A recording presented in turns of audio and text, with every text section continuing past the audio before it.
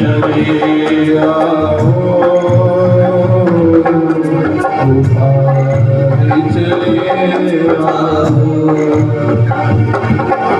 गोविंद चले आओ गोपाल चले आओ गोविंद चले आओ गोपाल चले आओ गोविंद चले आओ गोपाल चले आओ गोविंद चले आओ गोपाल चले आओ मेरे मुरलीधर मेरे मुरलीधर मोहन नंदलाल चले आओ गोविंद चले आओ गोपाल चले आओ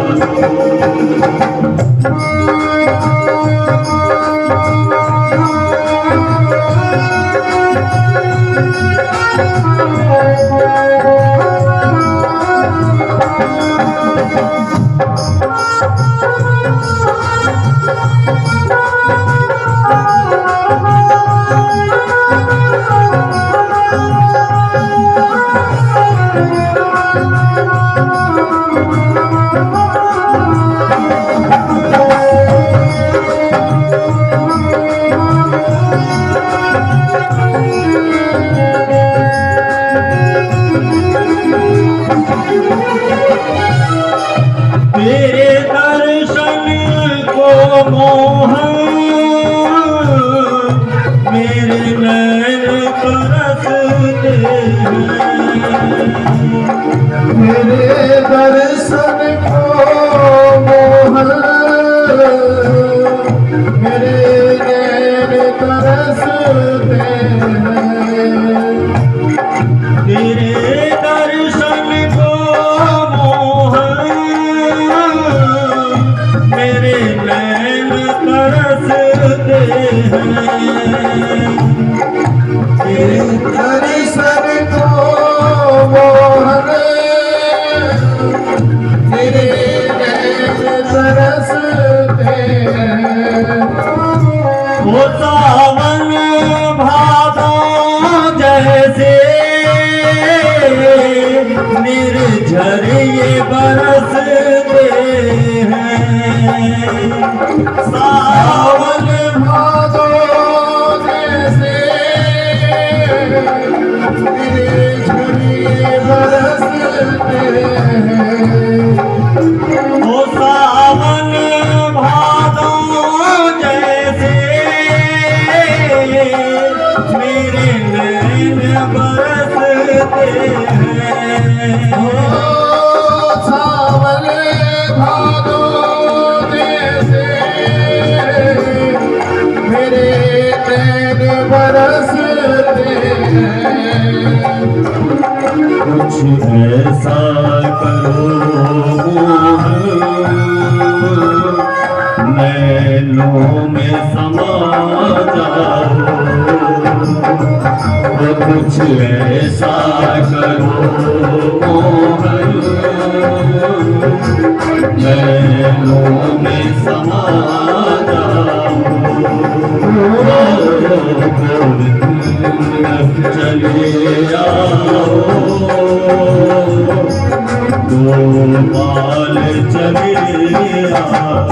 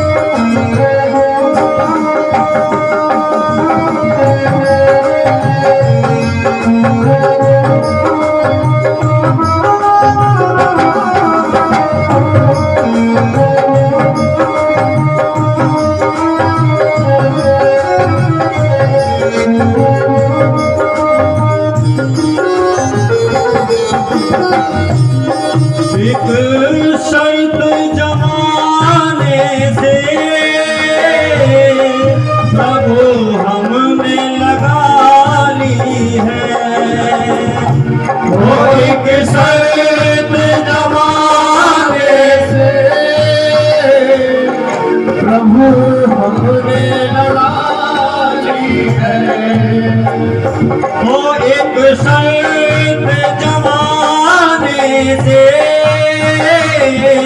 प्रभु हमने लगा ली है। एक शर्त जमाने से प्रभु हमने लगा ली है। प्राणों की बाजी प्रभु तुमसे लुटा दी है। प्राणों की बाजी प्रभु तुमसे लुटा दी है। ओ प्राणों की बाजी प्रभु तुम पे लगा दी है। ओ प्राणों की बाजी प्रभु तुमसे लगा दी है। कुछ ऐसा करो मोहन, कुछ ऐसा करो मोहन, सांसों में समा जाओ। कुछ ऐसा करो सांसों में समा जाओ। गोविंद चले आओ, गोपाल चले आओ। गोविंद चले आओ, गोपाल चले आओ। गोविंद चले आओ, गोपाल चले आओ। गोविंद चले आओ, गोपाल चले आओ। गोविंद चले आओ, गोपाल चले आओ। गोविंद चले आओ, गोपाल चले आओ। गोविंद चले आओ, गोपाल चले आओ। गोविंद चले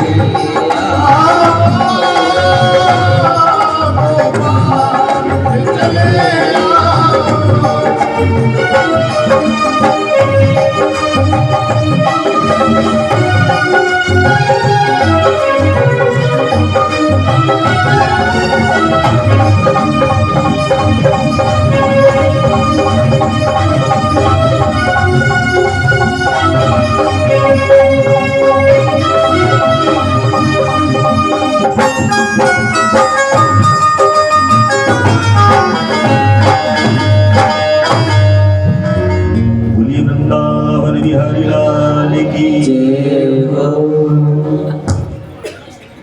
अरे छोड़ के संसार जब तू जाएगा, छोड़ के संसार जब तू जाएगा, कोई न साथी तेरा साथ निभाएगा। छोड़ के संसार जब तू जाएगा, कोई न साथी तेरा साथ निभाएगा। छोड़ के संसार जब तू जाएगा, कोई न साथी तेरा साथ निभाएगा। छोड़ के संसार जब तू जाएगा, कोई न साथी तेरा साथ।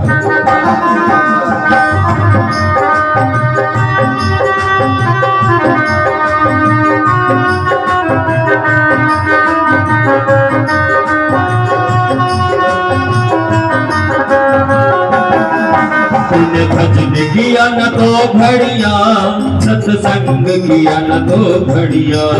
तूने हरि का भजन किया ना, सत्संग किया न तो घड़िया। तूने हरि का भजन किया ना, सत्संग किया न तो घड़िया। तूने हरि का भजन किया ना, सत्संग किया न तो घड़िया। हरि का भजन किया ना, सत्संग किया न तो घड़िया। यमदूत लगा कर तुझको ले जाएंगे हथकड़ियाँ। लगा करके तू ले जाएंगे हथकड़ियाँ। यमदूत लगा कर तुझको ले जाएंगे हथकड़ियाँ। दूध लगा कर तुझको ले जाएंगे हथकड़ियाँ। कौन छुड़वाएगा, कोई न साथी तेरा साथ निभाएगा। छोड़ के संसार जब तू आएगा कोई न साथी तेरा साथ निभाएगा।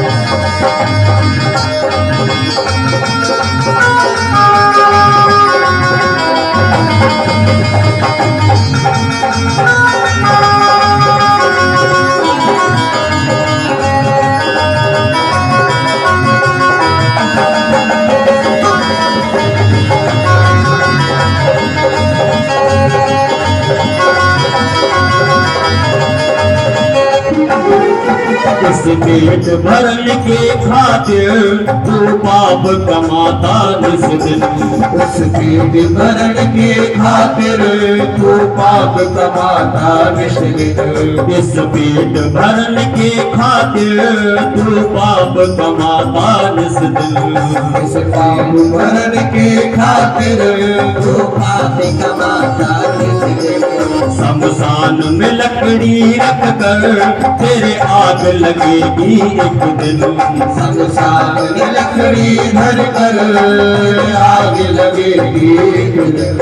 शमशान में लकड़ी रख कर तेरे आग लगेगी एक दिन। संसार में लकड़ी धर कर आग लगेगी एक दिन। खाक हो जाएगा, कोई न साथी तेरा साथ निभाएगा। छोड़ के संसार जब तू जाएगा कोई न साथी तेरा साथ निभाएगा।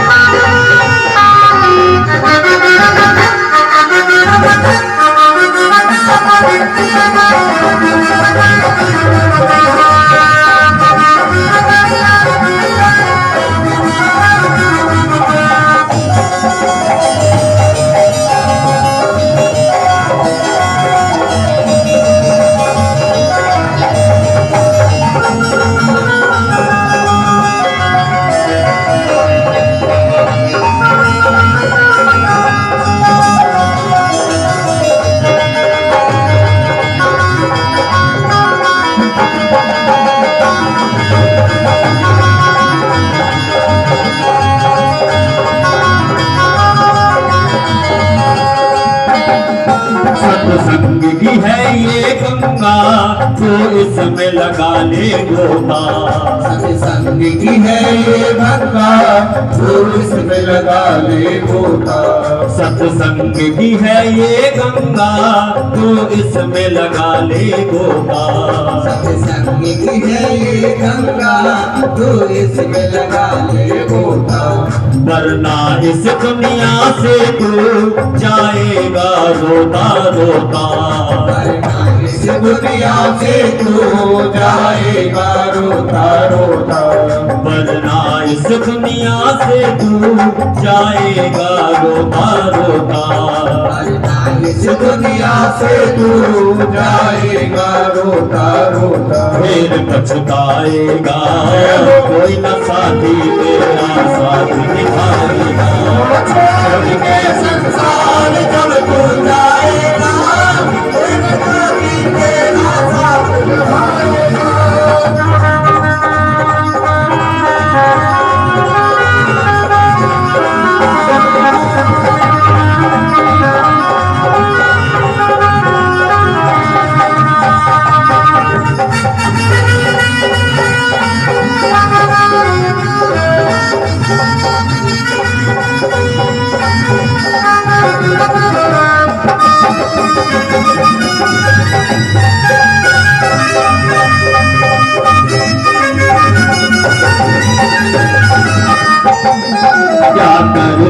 मेरा मेरा ये दुनिया रैन बसेरा।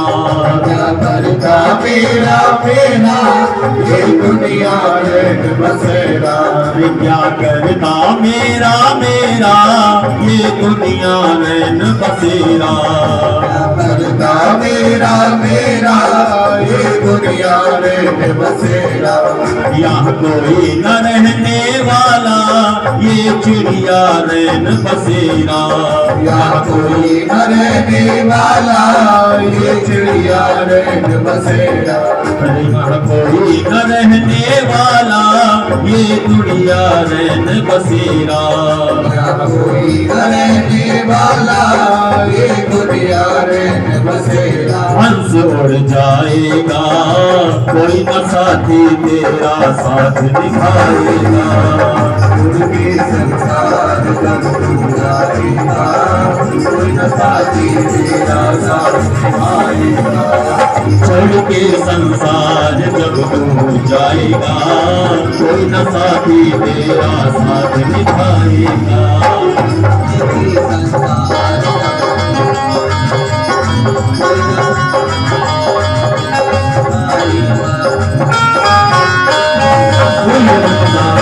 हरिलाल की है सांवरे सरकार की है।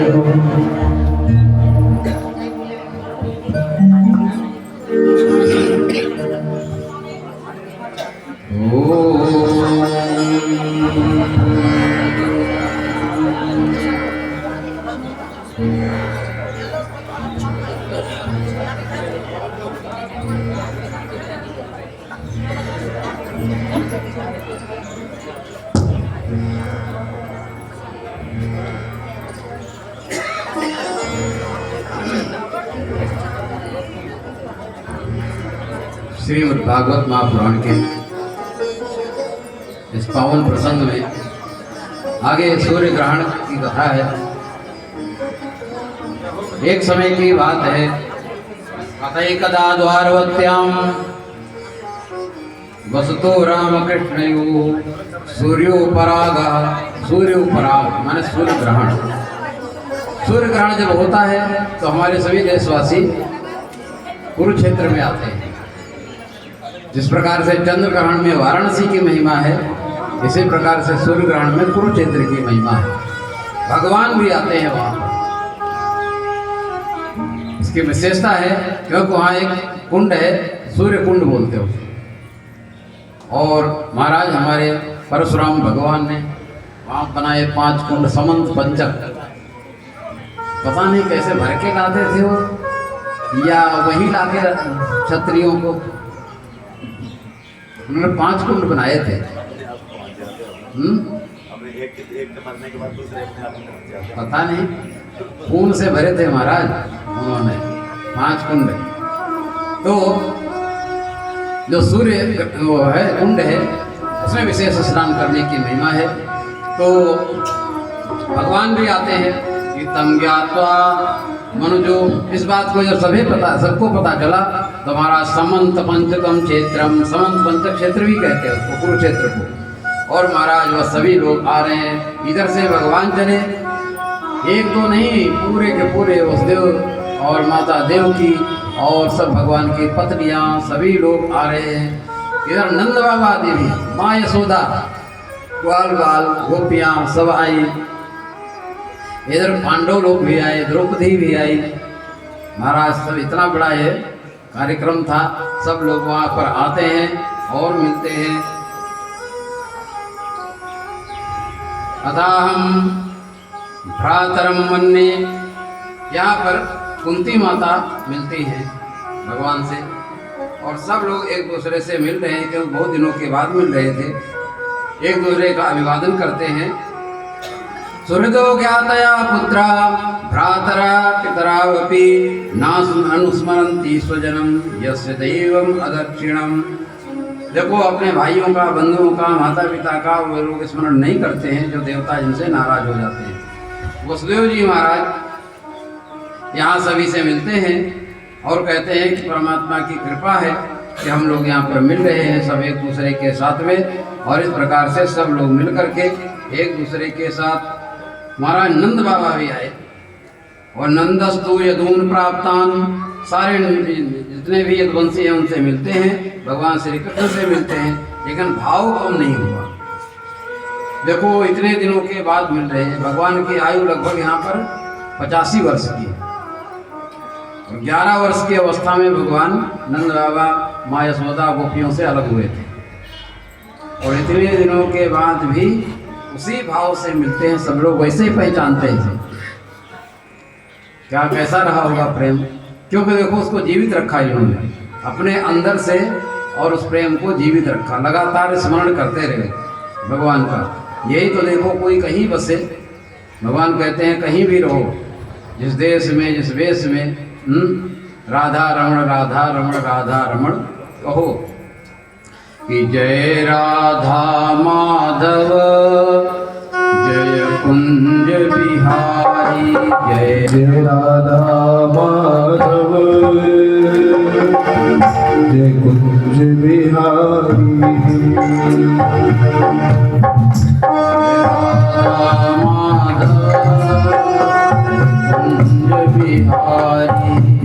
जय राधा माधव जय कुंज बिहारी,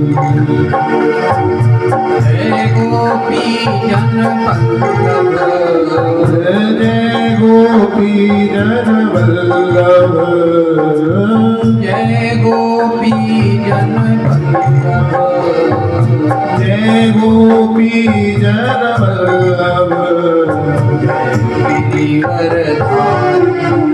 जय राधा माधव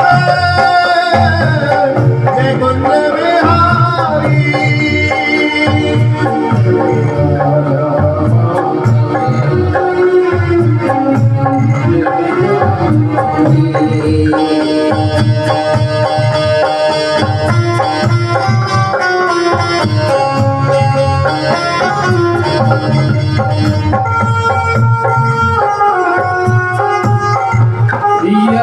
यशोदानंदन ब्रज जन रंजन, यशोदानंदन ब्रज रंजन, यशोदानंदन ब्रज जन रंजन, यशोदानंदन ब्रज रंजन, यमुना तीर बनचारी, हे यमुना तीर बनचारी, जय राधा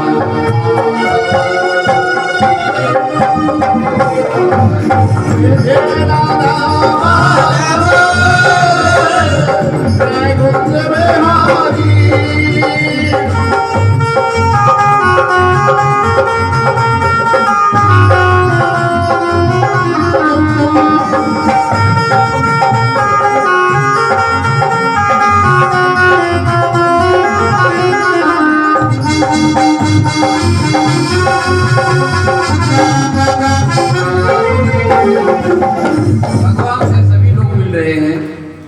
और भगवान भी सभी से मिल रहे हैं, नंद बाबा से मिलते हैं।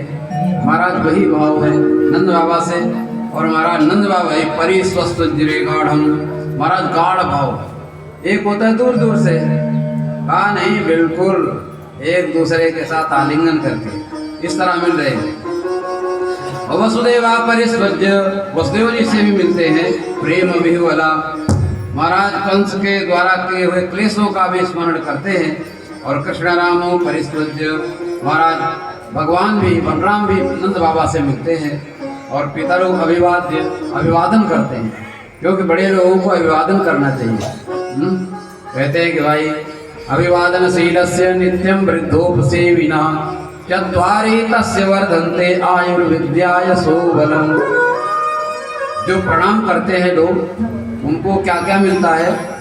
का आयु, क्योंकि आयु वर्धन होती है उसकी, विद्या भी प्राप्त होती है, यश भी बढ़ता है और साथ शरीर में बल भी प्राप्त होता है। तो ये और नहीं करोगे तो शायद हो सकता है उसका उल्टा भी साफ मिल जाए, इसलिए करना जरूर चाहिए।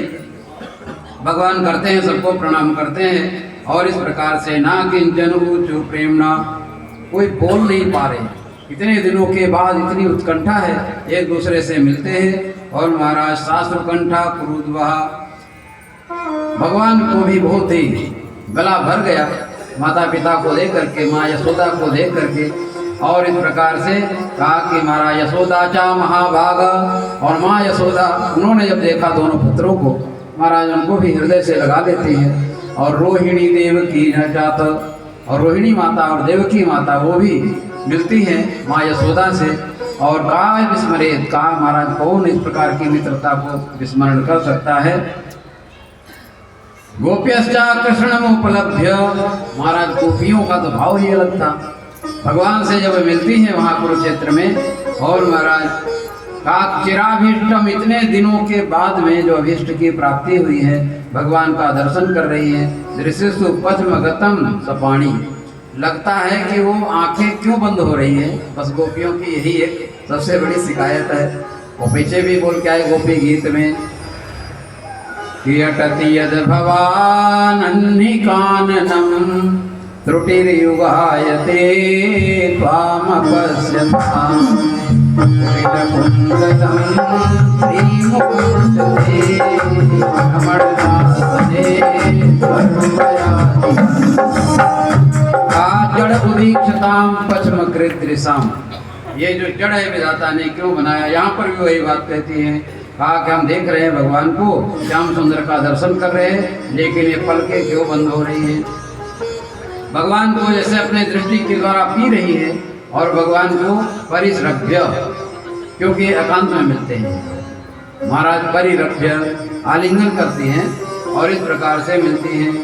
भगवान भी तथा भूता विविक्तम उप, देखो सबके सामने नहीं ये घटना हुई है। कहते विविक्त एकांत में कहा उपसंगता, गोपियों से अलग मिलते हैं, इसलिए कहा कि आश्लेष्य, उनसे गोपियों से बिल्कुल आश्लेष करके मिलते हैं। हाँ, एक दूसरे के साथ में प्रासन हंसते हुए भगवान पूछते हैं, अच्छा तुम गोपियों सखियों तुमने हमें कभी याद किया कि नहीं किया। इतने दिनों के बाद अपि स्मरथाना सख्या, कहा तुमने याद किया कि नहीं किया। स्वार्थानाम अर्थ चिंतया, क्योंकि देखा जाता है कि अर्थ की चिंता में आदमी सब भूल जाता है, संसार में भूल जाते हैं, लेकिन तुम ऐसी नहीं हो। नूनम भूतानी भगवान युनक्ति वियुनक्त जा, देखो परमात्मा ऐसा करता है, कभी मिलाता है कभी दूर कर देता है।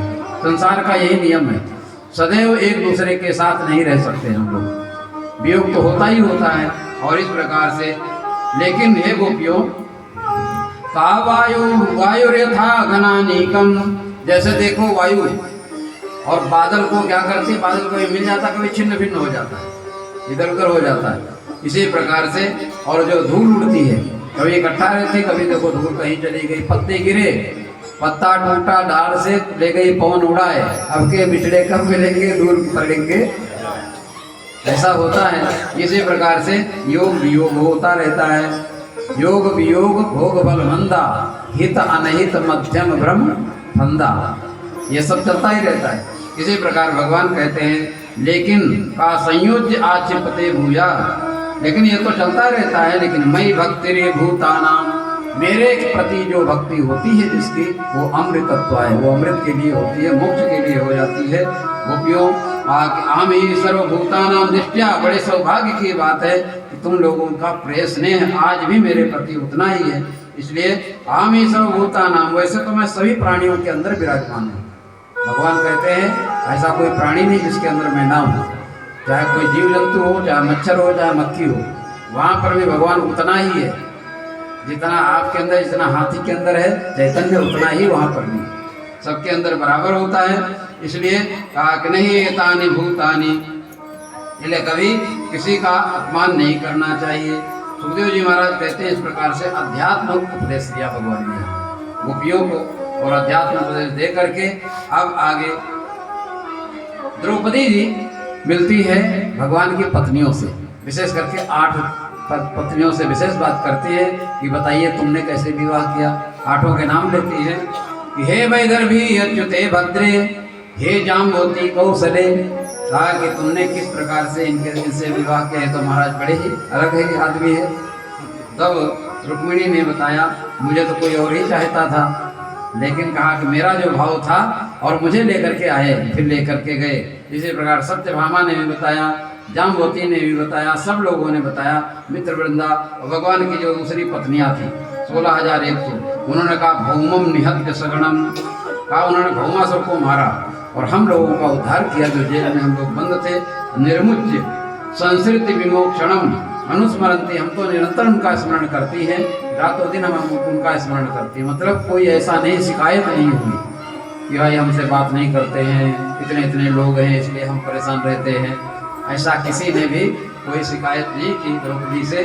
और इस प्रकार से महाराज आगे भगवान ने कहा, सभी ऋषि बैठे हुए हैं, पांडव लोग भी बैठे, पांडव भी मिलते हैं उसी प्रकार से, बड़े बड़े ऋषि हैं, अगस्त्यो याज्ञवल्क्य वामदेव तथा परे, वामदेव जी भी आए हुए हैं, याज्ञवल्क्य ऋषि हैं, अगस्त ऋषि हैं, सबको देख करके पांडव लोग खड़े हो जाते हैं और महाराज सबका उन्होंने पूजा अर्चना किया है, आसन पर बैठाया है और सुखपूर्वक जब बैठ जाते हैं सब लोग तो भगवान बोलते हैं क्या धन्य है हम लोग, वयम धन्य तमा। वैसे तीर्थ में गए हुए हैं भगवान, लेकिन फिर भी बात क्या बोलते हैं, वो कहते हैं नहीं अम्मयानि तीर्थानि, केवल पानी तीर्थ नहीं होता है। कई लोग कहते हैं भाई तीर्थ माने खाली पानी, हाँ पानी केवल तीर्थ नहीं होता है। ना देवा मृच्छिला दया, देवता केवल मिट्टी पत्थर ही नहीं होते। लोग समझते हैं कि वहाँ जाएंगे, मूर्ति जहाँ होगी बस वहीं जो चढ़ाएंगे, इधर उधर कहीं कुछ करेंगे कहीं कुछ करेंगे। लोगों को पूजा भी करना जो है एक बहुत, हाँ समझाना भी बहुत टेढ़ी खीर है। अब यहाँ देखो बहुत सब लोगों को क्या क्या लोग ये बोलते रहते हैं, लेकिन जिनको जहाँ जो चढ़ाना है वो डालते ही रहते हैं, पटकते रहते हैं। महाराज तुलसी जो है उनकी हालत देखो क्या कर दिया है, इतना पानी डाल डाल के। हाँ पूजा कैसे करनी चाहिए, यथा योग्य देश काल के अनुसार करनी चाहिए। ठंडी का मौसम है, पानी ज़्यादा डालोगे सड़ जाएगा, पेड़ पौधा ही सड़ जाएगा। लेकिन कहा कि इस बात का ध्यान रखना चाहिए कि वहाँ पर कोई मरे नहीं भाई, नहीं तो तुम्हारी पूजा किस काम की होगी। तो पूजा कहते हैं नहीं अम्मयानि तीर्थानि, केवल पानी ही तीर्थ नहीं होता है कि जगह ठंडे ठंडे पानी में नहा लिया, बोले तीर्थ स्नान कर लिया। महाराज तीर्थ तो कौन होता है, असली तीर्थ कौन है, दर्शन स्पर्शन, और कहा कि पश्यन देख करके, और प्रभा पादार्चनादिकम। जैसे कहते हैं ना कि भाई दर्शन माने क्या होता है कि भाई निमज्जन, कतहु निमज्जन कतहु प्रणामा, तो अलग अलग जहाँ जैसा देखा जाता है वहाँ वैसा किया जाता है। और कहा कि ते पुनर्कालेन, देखो यहाँ पानी में स्नान करोगे, देवताओं की पूजा करोगे, शायद बहुत दिन लगे फल देने में, लेकिन कहा कि नाग्नि सूर्य, जो अग्नि है, सूर्य है, चंद्रमा, तारा आदि, और ये सब के सब उपनीता भेद कृतो, लेकिन कहा कि सबसे मुख्य है चलते फिरते तीर्थ।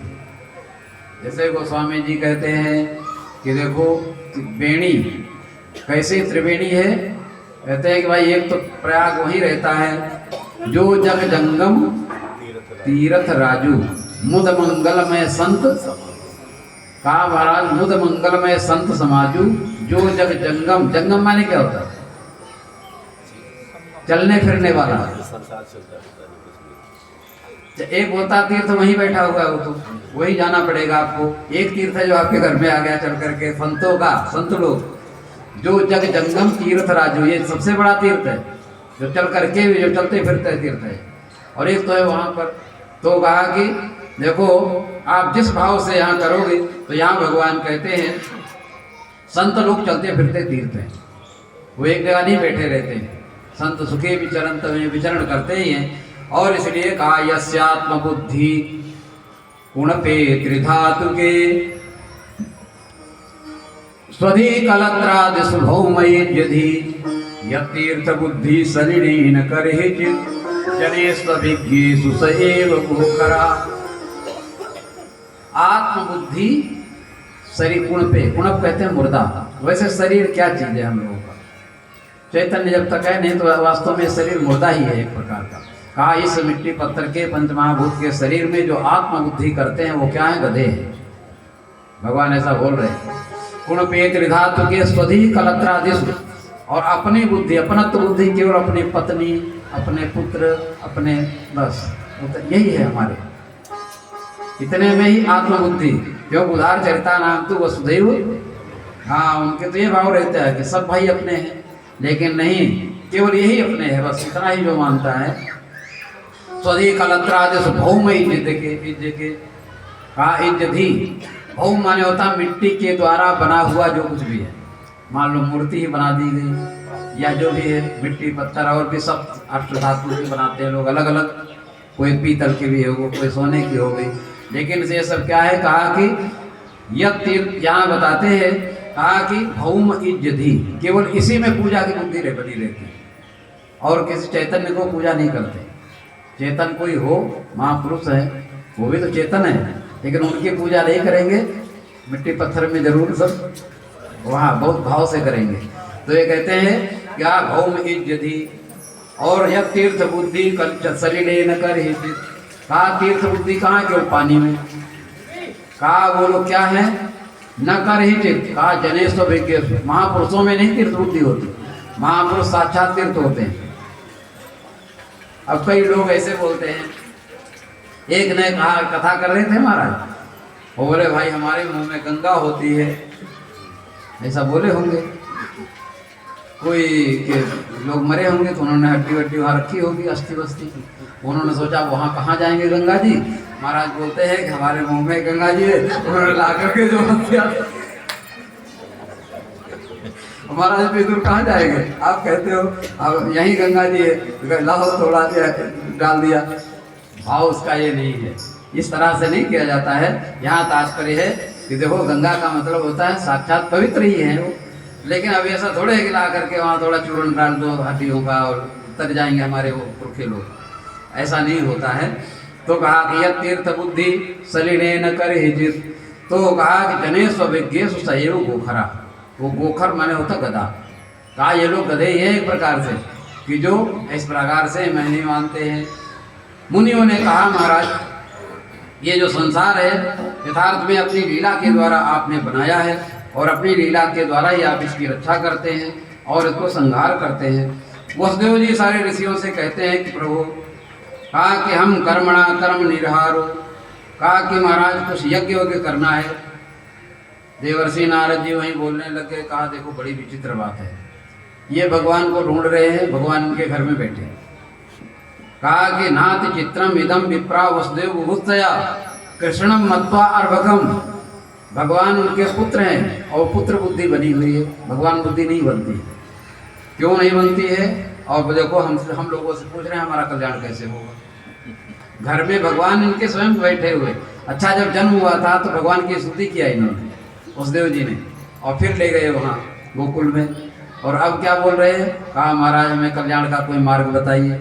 नारद जी ने कहा कि देखो सन्निकर्षो मर्त्यानाम अनादर कारण, ज़्यादा नज़दीक जब कोई रहता है तो महाराज अनादर उसका होता है। अब भगवान के घर में बैठे तो भगवान की कोई इज्जत ही नहीं हुआ, और दूर जाएंगे वहाँ पूछने के लिए, जैसे गंगा जी के किनारे रहते हैं ना लोग, वो जाएंगे बड़ी दूर तीर्थ करने, कहते हैं दूर की गंगा और नज़दीक की है, उसका कोई आदर नहीं होता है। तो जब नज़दीक रहते हैं वो अनादर करते हैं। तो कहा कि भगवान देखो यहाँ रहते, गंगम हित्वा यथा अन्यम्बा, गंगा को छोड़ करके दूसरे पानी में जाते नहाने गंदे वंदे में, लेकिन गंगा जी को छोड़ देते हैं। इसी प्रकार से देखो भगवान इनके घर में विराजमान है और भगवान का कोई वहाँ पर इनमें भगवत बुद्धि नहीं बन रही, पुत्र बुद्धि बनी हुई है। महाराज यज्ञ वज्ञ हुआ है और इस प्रकार से सबको दान दक्षिणा खूब दी गई है, और इस प्रकार से महाराज ये जो कार्यक्रम था कुरुक्षेत्र का, सब लोगों ने देखो वही है, दान वान दिया जाता है कुरुक्षेत्र में। जब जाते हैं ग्रहण होता है तो वहाँ पर दान की विशेषता दिखाई जाती है, और सब ऋषियों ने बड़ी ही प्रसन्नता के साथ में कहते हैं वसुदेव अंजसु तीर्य, वसुदेव जी जो है और महाराज उनकी जो समस्या थी उसका समाधान हुआ, ऋषियों ने किया, और इस प्रकार से वे प्राप्त हो जाते हैं। वहाँ से इसके बाद में आते हैं और अब द्वारिका के लिए।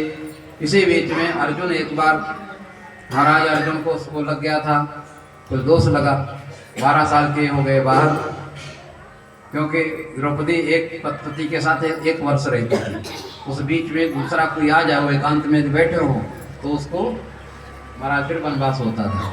वो वनवास हो गया था अर्जुन को, क्योंकि द्रौपदी और युधिष्ठिर बैठे हुए थे एकांत में, उस समय इनको कोई जरूरत पड़ी, बोले धनुष वहाँ रखा हुआ था, गौओं की रक्षा करनी थी, घुस गए अंदर, धनुष तो ले आए, वो क्या कर रहे हैं देखा भी नहीं। लेकिन उसके बाद में पता तो था, नियम बना था, इन्होंने कहा अब हम जाएंगे, तो वहाँ गए, इन्होंने कई विवाह कर लिए हुआ, एक तो उडुपी के साथ विवाह किया और एक मणिपुर में उसके साथ विवाह किया, मणिपुर की राजकुमारी जो थी। और महाराज वहाँ से विवाह करके आ गए द्वारिका, और द्वारिका में जब आए तो बाबा जी बने हुए थे एक प्रकार से। और महाराज वहाँ भगवान तो जानते ही थे, लोग पहचान नहीं पाए। एक दिन बुलाया भोजन के लिए महाराज महात्मा जी को, चलो भोजन बुलाते हैं। और वहीं सुभद्रा को देखा इन्होंने, और महाराज हो गई चार आंखें इनकी। भगवान ने बताया, सुभद्रा से पूछ लिया, क्योंकि सुभद्रा का विवाह बलराम जी करना चाहते थे दुर्योधन से, और भगवान ने की इच्छा थी कि नहीं अर्जुन से होना चाहिए। तो भगवान ने फिर युक्ति बताई, कहा ऐसा करो कि वहाँ जो है पूजा वूजा करने के लिए जाएगी और वहीं से तुम जो है इसको हरण कर लेना। तो यहाँ दिखाते हैं कि सुभद्रा का हरण। अर्जुना तीर्थ यात्रायाम पर्यटन अवनीम प्रभु, कहा कि जब वहाँ गए प्रभासम अशृणोत, वहाँ माँ तुले मामा की पुत्री थी, वो तो अर्जुन के मामा है वसुदेव जी, और उनकी पुत्री को इन्होंने क्या किया, कहा कि उनको लगा दुर्योधन को चाहते थे बलराम जी, लेकिन कहा कि नहीं। और महाराज जब अर्जुन हरण करते हैं तो नाराज हो गए उनसे, कहा कि देखो जिस थाली में खाया उसी में छेद किया। भगवान ने कहा, युक्ति निकाली और कहा कि अच्छा ये बताओ अर्जुन ले गया कि सुभद्रा ले गई। लोगों ने कहा कि नहीं महाराज सुभद्रा रथ चला रही थी। कहा फिर अर्जुन ने हरण कहाँ किया, सुभद्रा उसको हरण किया अर्जुन को। और महाराज सब लोग ठंडे हो जाते हैं, वो विवाह होता है। इस प्रकार की कथा यहाँ पर आई हुई है। अब इसके आगे एक यहाँ पर वेद स्थिति आती है। ये प्रायः लोग सुनाते नहीं हैं क्योंकि ये इतना क्लिष्ट प्रसंग है। चलो हम एक आधे से लोग सुनाते हैं। तो अब यहाँ परीक्षित ने पूछा कि ब्रह्मणी राजन ब्रह्मण्य निर्देशे निर्गुणे गुणवृत्तया कथम चरन्ति भूतानि साक्षात् सदसतः परे। कहा कि महाराज जब निर्गुण ब्रह्म जो परमात्मा है वो गुणों से तो परे है, तो उसमें गुण वृत्ति कैसे आचरण करेंगे, और महाराज वो तो सद असद दोनों से परे है, तो हम लोग उसका वर्णन श्रुतियाँ वर्णन कैसे करती हैं। जब परमात्मा सभी से परे निर्गुण है तो उसको श्रुति वर्णन कैसे करती है, वेद उसका कैसे वर्णन करेंगे परमात्मा का। वांग मनस गोचरा, अवांग मनस गोचर इसको बोलते हैं। अतीता पंथानम तव च महिमा वांग मनसयो अतद्भ्यावृत्यायं चकितमभिधत्ते श्रुतिरपि सकस्यास्तोतव्यः कतिविध गुणाः कस्य विषयः पदे त्वर्वाचीने पतति न मनः कस्य न वचः। महिम्न स्तोत्र का यह दूसरा श्लोक है। भगवान का मार्ग तो अतीत है, अतीता पंथानम तवच महिमा वांग मनसयो, मन मन वाणी से बिल्कुल परे। तो कहा कि अतद व्यावृत्यायम, श्रुति कैसे वर्णन करेगी उसका, कहा अतद व्यावृत्ति के द्वारा। ये नहीं है, ये नहीं है, ये नहीं है, जो बच जाए बस वो है तुमको। जिसको आप अंगुली निर्देश कर सके वो नहीं हो सकता। इदम इत्थम कही जाए न सोई। इदम और इत्थम, इदम माने यह और इत्थम माने इस प्रकार से। परमात्मा कैसा है, बोले इस प्रकार का। परमात्मा ऐसा होता ही नहीं, इन दोनों से परे है। तो महाराज उसको कैसे श्रुतियां वर्णन करती हैं। तो इसको सुखदेव जी महाराज सुनाते हैं कि राजन एक समय की बात है कि नारद एकदा नारदो लोकान पर्यटन भगवत प्रिया। नारद जी भ्रमण करते करते सनातन और जो अपने ऋषि हैं सनत सनंदन सनातन सनत कुमार, और वे कहते हैं सनातन ऋषि, उनका वर्णन नहीं, नारायण आश्रम में पहुंचे बद्रीनाथ में। नारद जी जब वहाँ जाते हैं नारायण भगवान के पास में, वहाँ कलाप ग्रामवासी जो है उन सबसे घिर करके, और महाराज वहाँ पर पूछा उन्होंने, तो भगवान ने वहाँ पर बताया है। भगवान नर नारायण जो है वो यहाँ पर वर्णन कर रहे हैं कि श्रुतियाँ कैसे वर्णन करती हैं भगवान का। तो श्रुतया ऊचुः जय जय जय अजा मजित दोष गृभीत गुणा त्वमसि यदा मम करोत समस्त भगा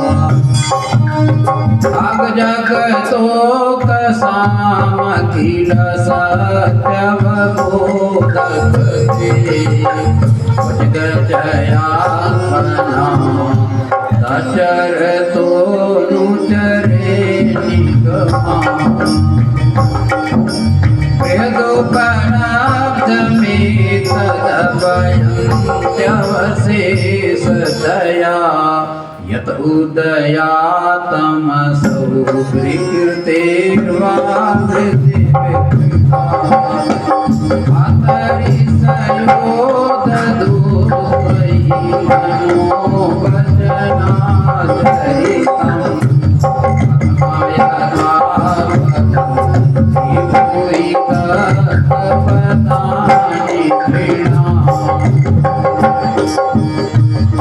ये बहुत 40 श्लोक हैं, ये छोटा स्तोत्र नहीं है। कहते हैं इसका जो पाठ करता है पूरी भागवत पढ़ने का पाठ मिलता है, सुनने का। जो इसका पाठ करेगा पूरे श्लोक और पूरी भागवत का पाठ का फल मिलता है। तो महाराज कैसे, और सबसे मुख्य प्रसंग कहा जाता है, लेकिन इसको स्पर्श वैसे कोई नहीं करते, क्योंकि ऐसी चीज है, निर्गुण वाली बात है। तो यहाँ पर श्रुतियाँ क्या कहती हैं, कहा कि जय जय जय अजाम। अजित भगवान का एक नाम है, अजित। समुद्र मंथन के समय पर भगवान ने अजित रूप धारण किया था। तो कहते हैं श्रुतियाँ ने कहा कि हे अजित, कहा कि जय जय आपकी जय हो, जय हो। अजाम जही, कहा इस माया को आप मार दीजिए महाराज।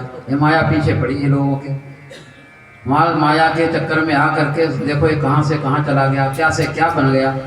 क्योंकि इस माया ऐसी है महाराज, कहाँ था ये परमात्मा और माया ने बना दिया इसको, कहा जीवात्मा। और महाराज इसलिए वो कहती है, कहा कि ये तो यदात्मना तमसी यदात्मना, ये जीव कोई और नहीं है प्रभु, ये आपका ही स्वरूप है। लेकिन अभी देखो इसकी क्या दुर्दशा हो रही है, अभी किस हालत में है, आपका ही स्वरूप है लेकिन माया के अधीन होकर के। कहा कि समवरुद्ध समस्त भगा, इसका जितना सौभाग्य था वो सारा सारा अवरुद्ध हो गया माया के कारण। अब देखो महाराज कैसे रो रहा है पड़ा हुआ। तो जैसे गोस्वामी जी कहते हैं कि जिस प्रकार से परमात्मा है वैसे प्रकार से जीव है, ये कोई अलग नहीं है। मतलब चिदानंद सच्चिदानंद जिसको कहते हैं, तो कोई अलग तो नहीं होता है परमात्मा ईश्वर से, जीव से। लेकिन फिर भी ऐसा लगता है, अग जग दोक साम अखिल सत्यवबोधके जयात्मना चचर तो चरे निगमा। हमारा सारा संसार, चाहे अग माने जो चलने वाला नहीं है, और जगत माने चलने वाला। जगत शब्द का होता है चलने वाला, गम धातु से बनता है जगत शब्द। गच्छति थी जगत, ये सदैव चलता ही रहता है, ठहरा हुआ संसार कभी नहीं रहता है। मतलब हर चीज देखो यहाँ चल रही है, चलायमान हो रही। चाहे पेड़ पौधा हो, पेड़ जब लगाते हैं कितना छोटा रहता है और धीरे धीरे वो कितना बड़ा हो जाता है, एक दिन हो जाता है एकदम पुराना। और फिर ये मकान देखो जब बना था तो कैसा था, आज कैसा जर्जर हो गया है, गिर रहा है, कई जगह मिट्टी गिर रही है, कई जगह सब झड़ रहा है। मतलब कि भीतर भीतर ये चल रहा है, यहाँ हर चीज चलायमान है, इसीलिए इसका नाम है जगत। गच्छति थी जगत। और जो नहीं चलते हैं ऐसा कहिए जड़ और चेतन। तो कहा कि ये दोनों के दोनों अखिलात्मना, वैसे परमात्मा का रूप ही है, लेकिन क्वचिद जयात्मना। लेकिन जब परमात्मा भी अपनी माया का आश्रय लेकर के ही संसार में आता है, अन्यथा वे भी अपना कार्य कैसे करेंगे। लेकिन वास्तव में ये लोग जो श्वास ले रहे हैं परमात्मा का भजन तो नहीं करते हैं। धृतयैव स्वसन्त्य सुकृतो यदि तेनुविधा मादामादयोऽण्डमसृजन् यदनुग्रहतः पुरुषविधोऽन्वयोऽत्र चर्मोऽन्मयादिसूयः सदसदः परं त्वमत यदेष्वशेषतया। हे प्रभु, काकृति कहते हैं धौकनी, उसके पास होती है, लोहार के पास चमड़े की बनती है, ऐसे ऐसे करते हैं। कहा ये जो आपका भजन नहीं करते हैं वास्तव में केवल सांस ले रहे हैं, चमड़े की धौकनी के समान सांस उसमें भी आती जाती है, लेकिन ये भी कहा यदि भजन नहीं करते हैं ये पुरुष तो ये व्यक्ति कैसा है? कहा चमड़े की धोकनी के समान ही है, केवल सांस आ जा रही है लेकिन भजन नहीं करता है, तो क्या फल है उसका? कहा कि बिल्कुल ही ये व्यर्थ ही है उसका। अपने हृदय में जो लोग ध्यान करते हैं भगवान का तो कहते हैं कि निवृत्त मरुन मनोक्ष दृढ़ हो गयु जो हृदयन मुनय उपासते करयोऽपि स्मरणात्। कहा कि महाराज बड़े बड़े ऋषि मुनि आप कभी श्वास रोक करके भगवान का ध्यान करते हैं, अपनी सारी इंद्रियों को रोक करके श्वास रोक करके प्रभु का ध्यान करते हैं। तो इसलिए कहते हैं निवृत्त मरुन मनो, मरुत माने वायु को रोक करके अपने मन को रोक करके अपने इंद्रियों को रोक करके दृढ़ योग के द्वारा मुनया उपासते, मुनि उपासना करते हैं आपकी। तद अरयोपि, देखो अरि शत्रु भी भगवान को प्राप्त हो जाता है। भगवान का ध्यान इसलिए आगे बताया जाएगा, ये श्लोक आगे आएगा तो उसमें कौन कौन से आए हैं लोग, तो कहा कि जिन लोगों ने ध्यान किया भगवान का वे अरि भी दुष्ट शत्रु भी भगवान के स्वरूप को प्राप्त हो गए। और कहा स्त्रियां वे गोपियां पूर्व भोग भुज दंड, कहा कि महाराज भगवान के उसका आश्रय लिया और हम भी उसी के समान हैं, आपके भक्ति कर रहे हैं। श्रुतियां इस प्रकार से बोलती है। महाराज आपको कौन जान सकता है, इस प्रकार से 40 श्लोक की है और बहुत बड़े बड़े वाले श्लोक हैं, तो श्रुतियों ने स्तुति किया है। इस प्रकार से एक और कथा यहाँ पर आती है कि महाराज एक वृकासुर था, उसने भजन किया। तो यहाँ ये बताया जाता है राजा ने कहा कि महाराज प्रायः करके ये जो है भगवान का भजन जो करते हैं लोग, भजन्ति अशिवम शिवम, कहा ये शिव जी का भजन करते हैं जो अशिव रूप दिखाई देते हैं। प्रायसम धनिना भोजा, कहा ये धनी लोग जो है भगवान भोलेनाथ का भजन करते हैं, भोलेनाथ की महिमा वो धन दे देते हैं। और जो भगवान श्री कृष्ण का जो भजन करते हैं विष्णु भगवान का, वो लोग गरीब रहते हैं। और भोलेनाथ की क्या महिमा है, तब यहाँ बता रहे हैं कि देखो शिवा शक्ति उता सस्वत्री लिंगो गुण सम्मता, कहा महाराज भोलेनाथ जो है और वो तो शक्ति के साथ में रहते हैं। तो भगवान ने यहाँ पर एक कथा सुनाई, कहा कि देखो कि यस्याहम अनुग्रहणामि हरिस्य तद्धनम सनई। अब ऐसा कौन भजन करेगा महाराज फिर तो भगवान का? वो कहते हैं मैं जिसके ऊपर कृपा करता हूँ धीरे धीरे उसका सब धन खत्म कर देता हूँ। ये भगवान बोल रहे हैं, ज्यादा कृपा समझ लो। मैं जिसके ऊपर यस्य अहम अनुग्रहणामि हरिस्य तद्धनम सनई, धीरे धीरे उसके सारा धन मैं खत्म कर देता हूँ। और कहा ततो अधनम, और जब वो निर्धन हो जाता है तो कहा कि त्यजन्ति अस्य, फिर उसके घर वाले उसको छोड़ देते हैं। जब इसके पास कुछ नहीं रहता तो घर वाले क्या करते हैं, जैसे बूढ़ा बैल हो कोई काम नहीं करता है तो कहते हैं ऐसे बूढ़े बैल को कौन बांध घुस दे, सींग झड़े और खुरगी से पीठ बोझ ना ले, ऐसे बूढ़े बैल को कौन बांध घुस दे। फिर उसको ऐसे छोड़ देते हैं लोग, जाओ उधर खाओ बाहर जाके। वो गधे को जैसे नहीं करते लोग, खूब काम लेते रहते हैं, कई बार उसको घाव हो जाता है, ईंट पत्थर रोते रहते हैं और फिर उसको छोड़ देते हैं, हमारा ऐसे मरता रहता है। ऐसे घर वाले उसकी दुर्दशा करते हैं आदमी की, जब कमाने लायक नहीं रहता है तो बोले उसकी ऐसी दुर्दशा कर देते हैं। फिर उसको और कोई नहीं रहता, भगवान ही है उसके सब कुछ। तो इसलिए कहा फिर उसके ऊपर मैं अनुग्रह करता हूँ। तो भोलेनाथ की कथा यहाँ सुनाते हैं कि वृकासुरो नाम असुरा, वृको नाम असुरा उत्तरा शकुने पति नारदम, कहते रास्ते में नारद जी मिले उसको और कहा महाराज, उसने कहा महाराज कोई ऐसा देवता बताओ जो बहुत जल्दी प्रसन्न होता हो, हम उसकी पूजा करेंगे। नारद जी ने कहा भोलेनाथ हैं, भोलेनाथ की पूजा करो। तो महाराज चला गया तप करने के लिए और तपस्या किया। कहते हैं दृष्टवा आशुतोषम पप्रक्ष, और महाराज जो आशुतोष हैं सारा ऐश्वर्य मिल जाएगा आपको। बाणासुर ने भजन किया, रावण ने भजन किया, ऐसा उसको बता दिया नारद जी ने। और महाराज वो भजन करने लग गया। अब भोलेनाथ आए, भोलेनाथ ने कहा वरदान मांगो।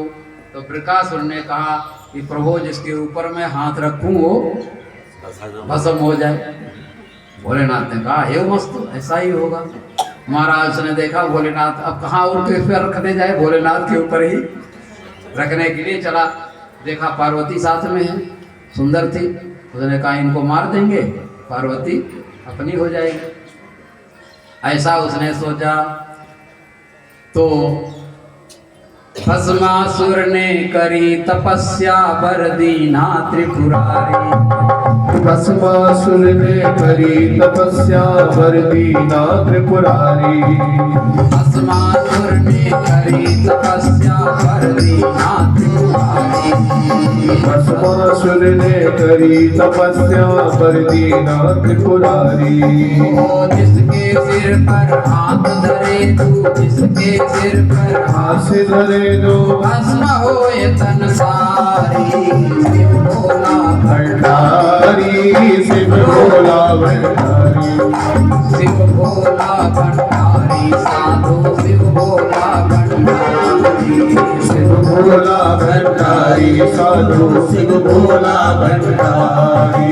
शिव भोला भंडारी साधु शिव भोला भंडारी। शिव भोला भंडारी साधु शिव भोला भंडारी। शिव भोला भंडारी साधु शिव भोला भंडारी। शिव भोला भंडारी साधु शिव भोला भंडारी। शिव भोला भंडारी साधु शिव भोला भंडारी। शिव भोला भंडारी साधु शिव भोला भंडारी। क्या घटना घटी?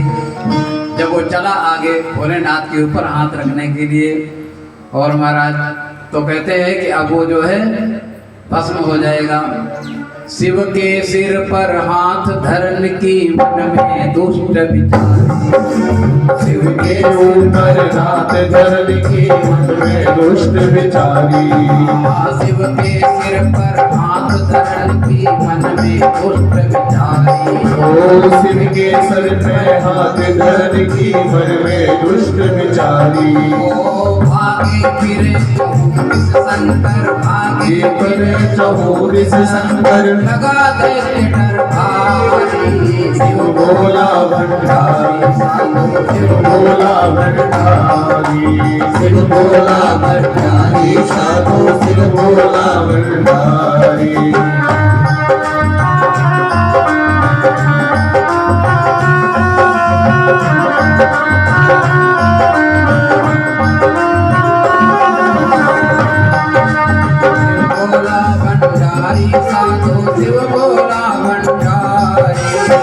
भोला भंडारी साधु शिव भोला भंडारी।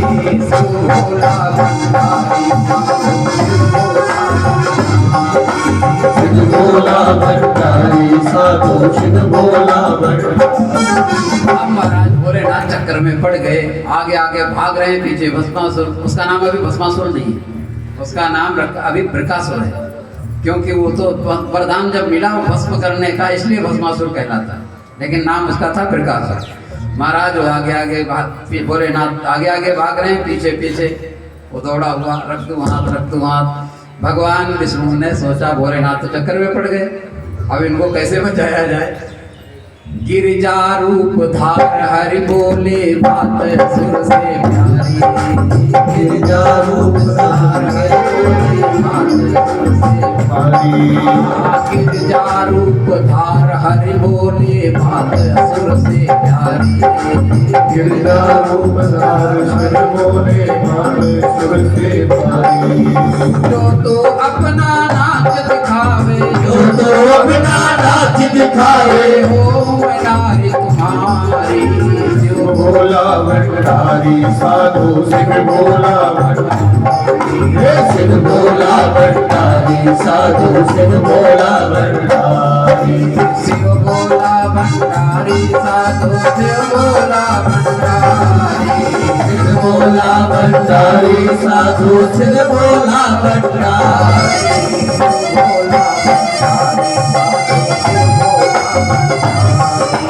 शिव भोला भंडारी साधु शिव भोला भंडारी।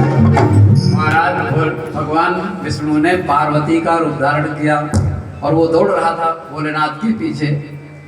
वो पार्वती ने कहा, अरे तू कहाँ जा रहा है? उसने कहा, मैं भोलेनाथ को भस्म करूंगा। पार्वती ने कहा, क्यों? कहा कि जब वो भस्म हो जाएगा भोला, तो कहा कि तुम मुझे मिल जाओगी। पार्वती ने कहा वो उसको तो वैसे हम पसंद नहीं करते। कहा वो क्या है, ना नहाता है ना धोता है, भागांजा भांग पीता रहता है, कुछ नहीं उसके आगे पीछे। तो कहा तुम उसके साथ क्यों रहती हो?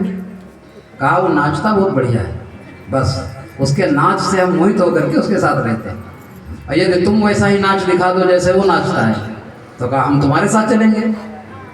उसने कहा बताओ कैसे नाचता है? भोलेनाथ कैसे नाचते? तो कहा एक हाथ कमर पर और एक हाथ ऐसे नाचते थे पहले लोग, आजकल ऐसे नहीं नाचते। फिल्म वाले तो पता नहीं कैसे नाचते, अंगे बंगे नाचते रहते। तो कहा कि एक हाथ यहाँ और एक हाथ ऊपर ऐसे नाचते हैं। कहा लो हम भी दिखा देते, उसमें क्या। और महाराज नृत्य करत अपने सिर कर धर मारी, नृत्य करत अपने सिर कर धर भस्म भयो मारी। ब्रह्मानंद शंभु जो सुमिरे, आनंद सानु सुमरे, शिव भक्तन हितकारी, शिव भोला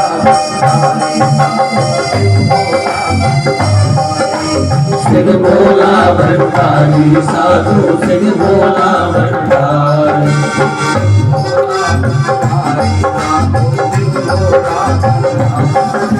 शिव भोला भंडारी, साधु शिव भोला भंडारी।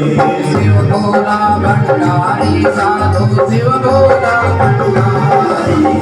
शिव भोला भंडारी, साधु शिव भोला भंडारी। शिव भोला भंडारी, साधु शिव भोला भंडारी। शिव भोला भंडारी, साधु शिव भोला भंडारी। शिव भोला भंडारी, साधु शिव भोला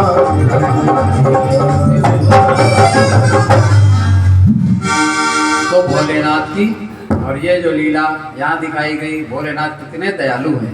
शायद इतना दयालु कोई है नहीं कि महाराज अपने ही संकट में पड़ जाए, विचार नहीं किया कि कहीं हमारे ऊपर ना रख दे। और महाराज इसलिए कहा जाता है कि भाई जो है भगवान भोलेनाथ किसी को भी दे देते कुछ भी। धन धन भोलेनाथ तुम्हारे कौड़ी नहीं खजाने में, और 3 लोक बस्ती में बसाए आप बसे वीराने में। शमशान में श्मशाने स्वक्रीडा स्मर हर पिशाचा सचरा, चिता भस्मालेपा स्रग पितरोटी परिकरा। अमंगल्यं शीलं तव भवतु नामैवमखिलं, तथापि स्मर्तॄणां वरद परमं मंगलमसि। महाराज इस प्रकार के महाराज हैं, पास में कुछ रखते नहीं लेकिन सबके लिए सब कुछ देते रहते हैं। महाराज उनको बड़े बहुत विचित्र वैसे स्वरूप है भोलेनाथ का। भीतिर्नैव भुजंग पुंगव विषाद, प्रीतिर्न चंद्रामृतात्। महाराज ऐसा स्वरूप बहुत मुश्किल है मिलना। कहा देखो भुजंग पड़ा हुआ है गले में, लेकिन कोई डर नहीं। कहते सबसे विषधर सांप है भोलेनाथ के गले में, लेकिन डरते नहीं। भीतिर्नैव भुजंग पुंगव विषाद, और कहा चंद्रमा भगवान भोलेनाथ के सिर में आभूषण के रूप में रहता है, और उस चंद्रमा से अमृत निकलता है। अभी भी चंद्रमा से अमृत निकलता है, क्योंकि उसकी उत्पत्ति ही अमृत के साथ ही हुई।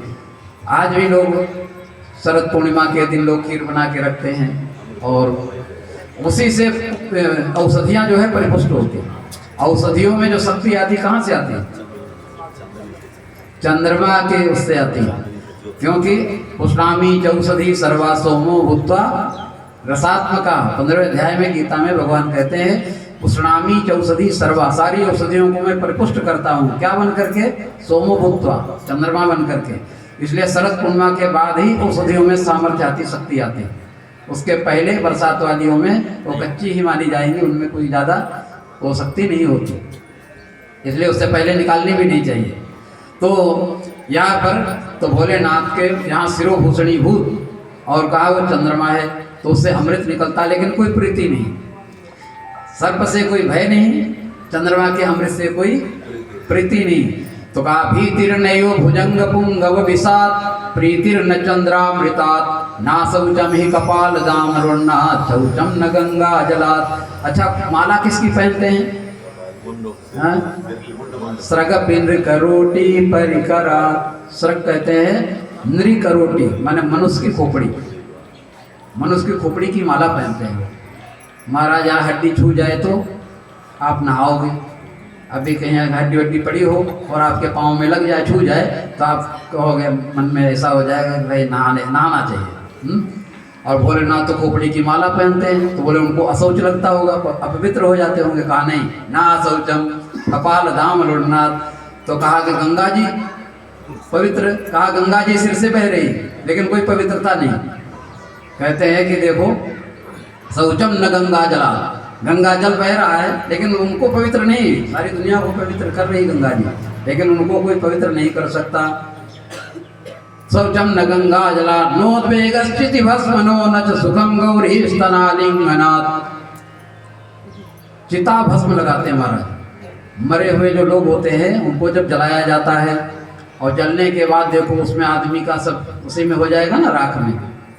शरीर का जो जलेगा तो उसी में सब मिल जाएगा। वो वही राख भोलेनाथ लगाते हैं। आप लगाओगे? अरे महाराज कहाँ, इसमें तो आदमी जला हुआ है, ये क्या पवित्र हो जाएगा वो तो। लेकिन भोलेनाथ वही चिता भस्माले पो गरलमसनम दिक्पटधरो जटाधारी कंठे भुजगपतिहारी पशुपति कपाली भूतेषु भजति जगदीशैक पदवी भवानी त्वत्पाणि ग्रहण परिपाटी फलमिदम। वो तो देवी की महिमा है। बोले जटा लगाए हुए हैं, भस्म माला धारण किए हुए, ये है वो है, कुछ नहीं इनके पास। कपाली भूतेषु भजत, बोले फिर भी भगवान लोग बोलते हैं। बोले किसके कारण? बोले पार्वती के साथ विवाह हो गया इसके लिए, नहीं तो इनके पास कुछ नहीं है। पार्वती के साथ विवाह होने के कारण देखो इनकी महिमा है, बाकी इनका अपना कुछ नहीं है, ऐसा बोलते हैं। यहाँ कहते हैं कि भाई कहा कि ना, तो ये जो स्रग भस्म, चिता भस्म कहते हैं नोद्वेगस्थिति भस्म, चिता की भस्म लगाने के बाद कोई उद्वेग नहीं होता। कहा नोद्वेगस्थिति भस्मनो न च सुखम गौरी स्तनालिंगनाथ। महाराज गौरी त्रिलोक सुंदरी है माँ भगवती जगदम्बा, उनसे शायद संसार में सुंदर दूसरा कोई है नहीं। और वो कहाँ बैठी है? भगवान के आधे अंग में, वामांग में विराजमान है। तो कहते हैं कि कोई सुख नहीं। गौरी स्तनालिंगनाथ, गौरी का आलिंगन करने पर भी कहा कोई सुख नहीं, और चिताभस्म लगाने से कोई उद्वेग नहीं। कहा स्वात्मा राम तया हिता हित समा स्वस्थो हरः पातुना। स्वात्मा राम है भोलेनाथ, किसी अन्य में आराम नहीं करते हैं। किसी दूसरी चीज मिल जाए तो महाराज आनंद मिलेगा, कहा नहीं, स्वात्मा राम अपने आप में, आत्मा में है, आनंद रहते हैं। नहीं स्वात्मा रामम विषय मृग तृष्णा भ्रमयति। हमारा जो स्वात्मा राम होता है उसको विषय मृग तृष्णा भ्रमित नहीं कर सकती है, और इसलिए स्वस्थो हरा पातुरा। तो स्वस्थ जो भगवान है वो हमारी रक्षा करें। स्वस्थ माने क्या होता है? स्वस्मिन तिष्ठति इति स्वस्था। स्वस्थ का मतलब एक ये भी होता है कि भाई रोग वोग ना हो, उसको बोलते हैं स्वस्थ हो गया, माने अपनी प्रकृति में आ गया। पहले जो विकृति हो जाती है रोग के कारण, क्या होता है? जब हमारी प्रकृति में कुछ विकृति आती है तब वो उसमें बीमारी कही जाती है, रोग कहा जाता है। और जब आपकी वो हट जाती है आप स्वस्थ कहलाते हैं। तो भगवान भोलेनाथ कहाँ स्वस्थ, माने अपने आप में स्थित है। ऐसे जो भोलेनाथ हैं हमारी रक्षा करें, ऐसे भोलेनाथ की महिमा यहाँ गाई जाती है। तो ऐसे भोलेनाथ हैं। तो यहाँ अब आगे की जो कथा है, भगवान निवास करते हैं और दशम स्कंद यहीं पर भगवान के चरणों में समर्पित है। द्वारिका में निवास कर रहे हैं भगवान। और उनकी जो पत्नियां हैं उनको लगता है कि भगवान उठते क्यों हैं। मतलब ये है कि भाई पति पत्नी जो है ज़्यादा देर तक सोते रहे, मतलब उनके मन में इच्छा ये होती है। यहाँ ऐसा वर्णन अंतिम अध्याय में ऐसा वर्णन करते हैं। कहा कि देखो ये पक्षी क्यों बोलने लग गए सवेरे, ऐसा क्यों हो रहा है। और इस प्रकार से प्रभु जो है, लेकिन भगवान का काम ब्रह्म मुहूर्त में उठते हैं।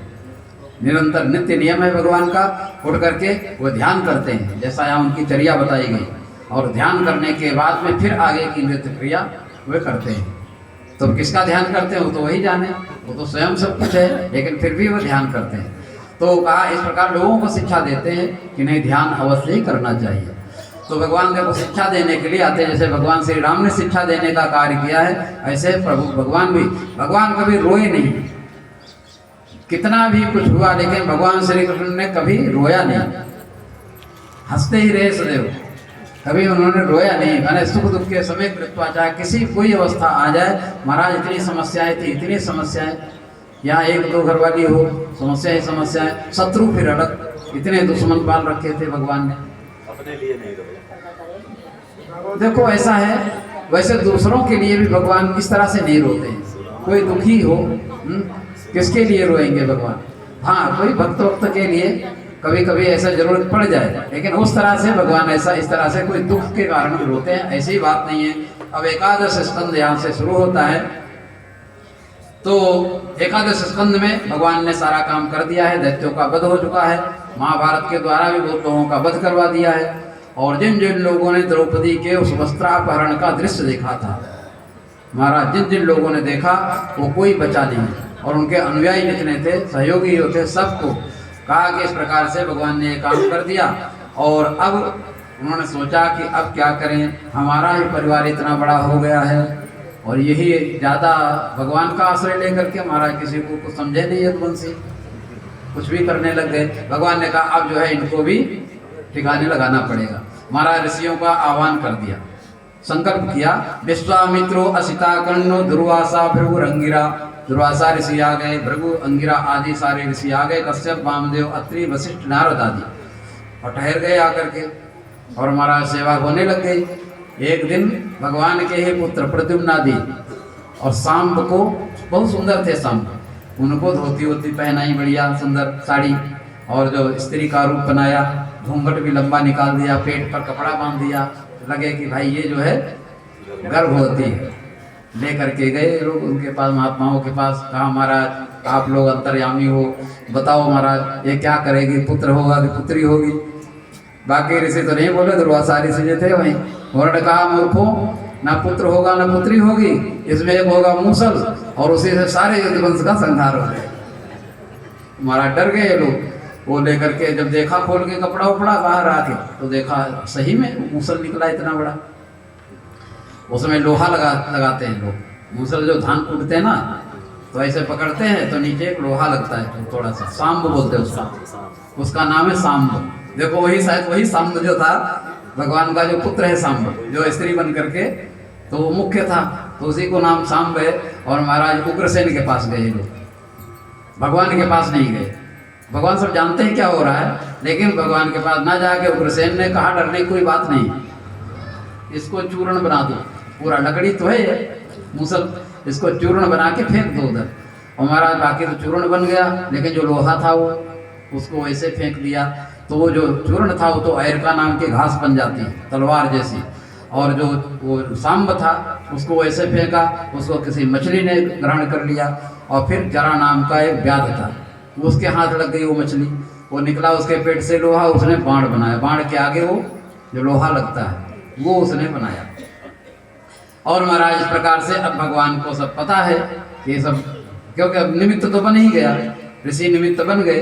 और इधर वसुदेव जी जो है, एक दिन देवर्षि नारद जी का आगमन होता है द्वारिका में, और नारद जी आए, श्रीमन नारायण नारायण नारायण, श्रीमन नारायण नारायण नारायण, श्रीमन नारायण नारायण नारायण, श्रीमन नारायण नारायण नारायण, लक्ष्मी नारायण नारायण नारायण, लक्ष्मी नारायण नारायण नारायण, लक्ष्मी नारायण नारायण नारायण, लक्ष्मी नारायण नारायण नारायण,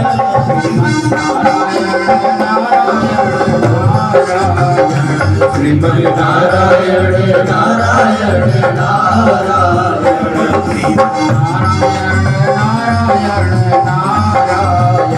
श्रीमन नारायण नारायण नारायण, बद्री नारायण नारायण नारायण, बद्री नारायण नारायण नारायण,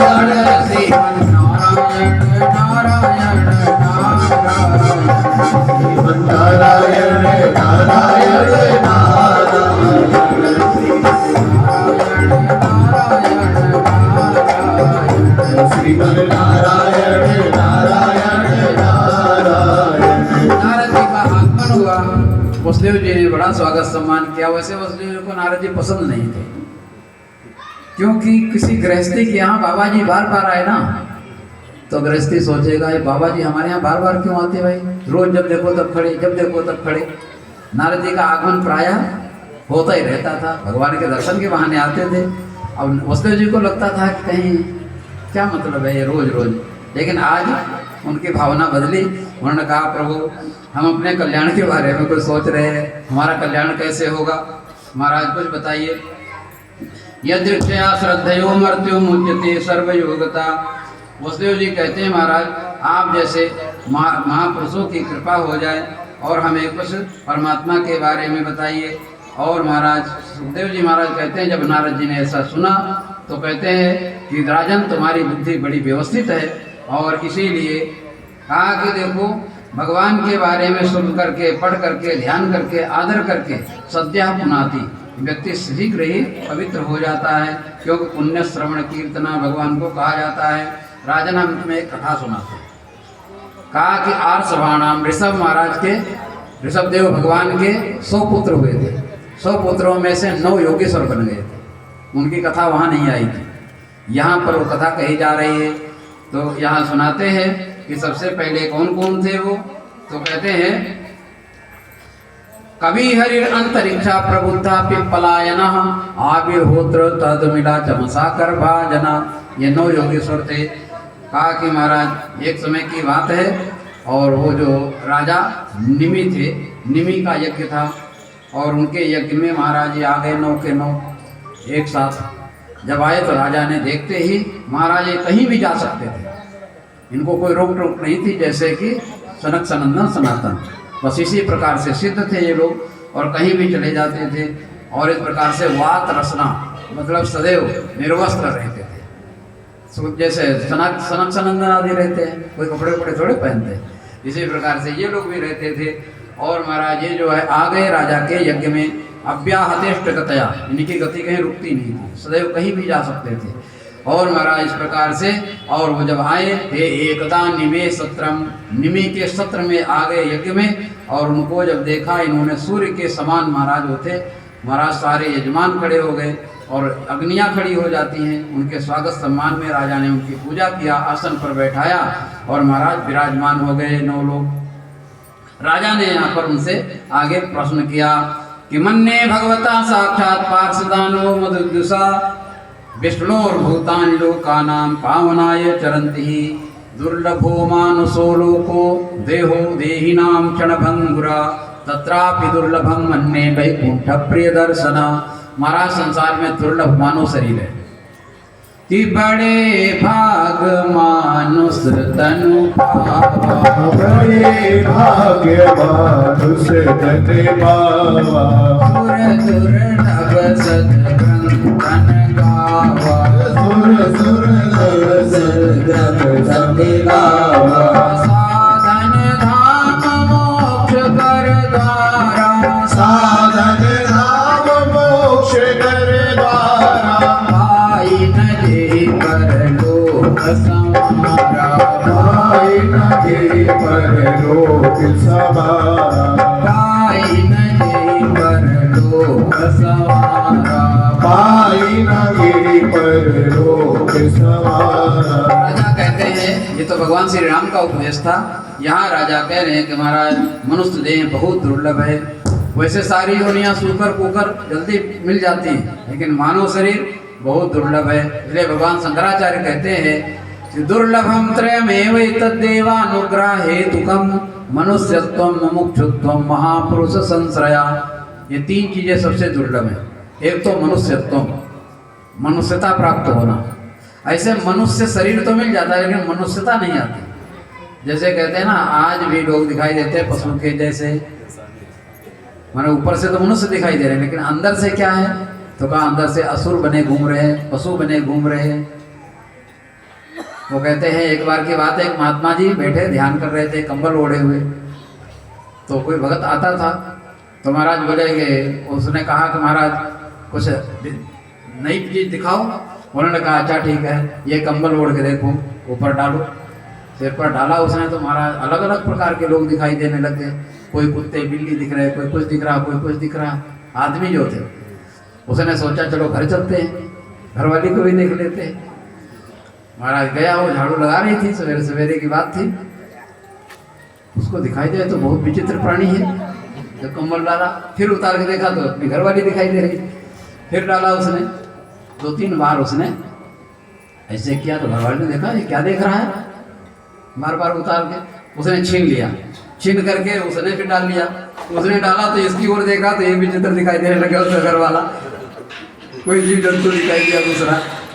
अरे महाराज वो तो शक्ति थी उस कंबल की, मतलब असलियत तो उसको दिखाता था। वो भीतर क्या है वहाँ तक, जैसे देखो एक होता है कैमरा, तो कैमरा तो ऊपर ऊपर दिखाता है, लेकिन एक्सरे वो अंदर घुस जाता है महाराज, आपके मांस को नहीं दिखाएगा, वो हड्डियों में हड्डी दिखाता है, वो अंदर की चीज़ दिखाता है।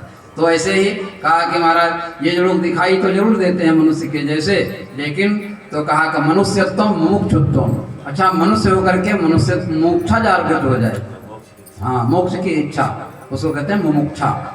अच्छा उसके बाद में किसी महापुरुष का संग हो जाए।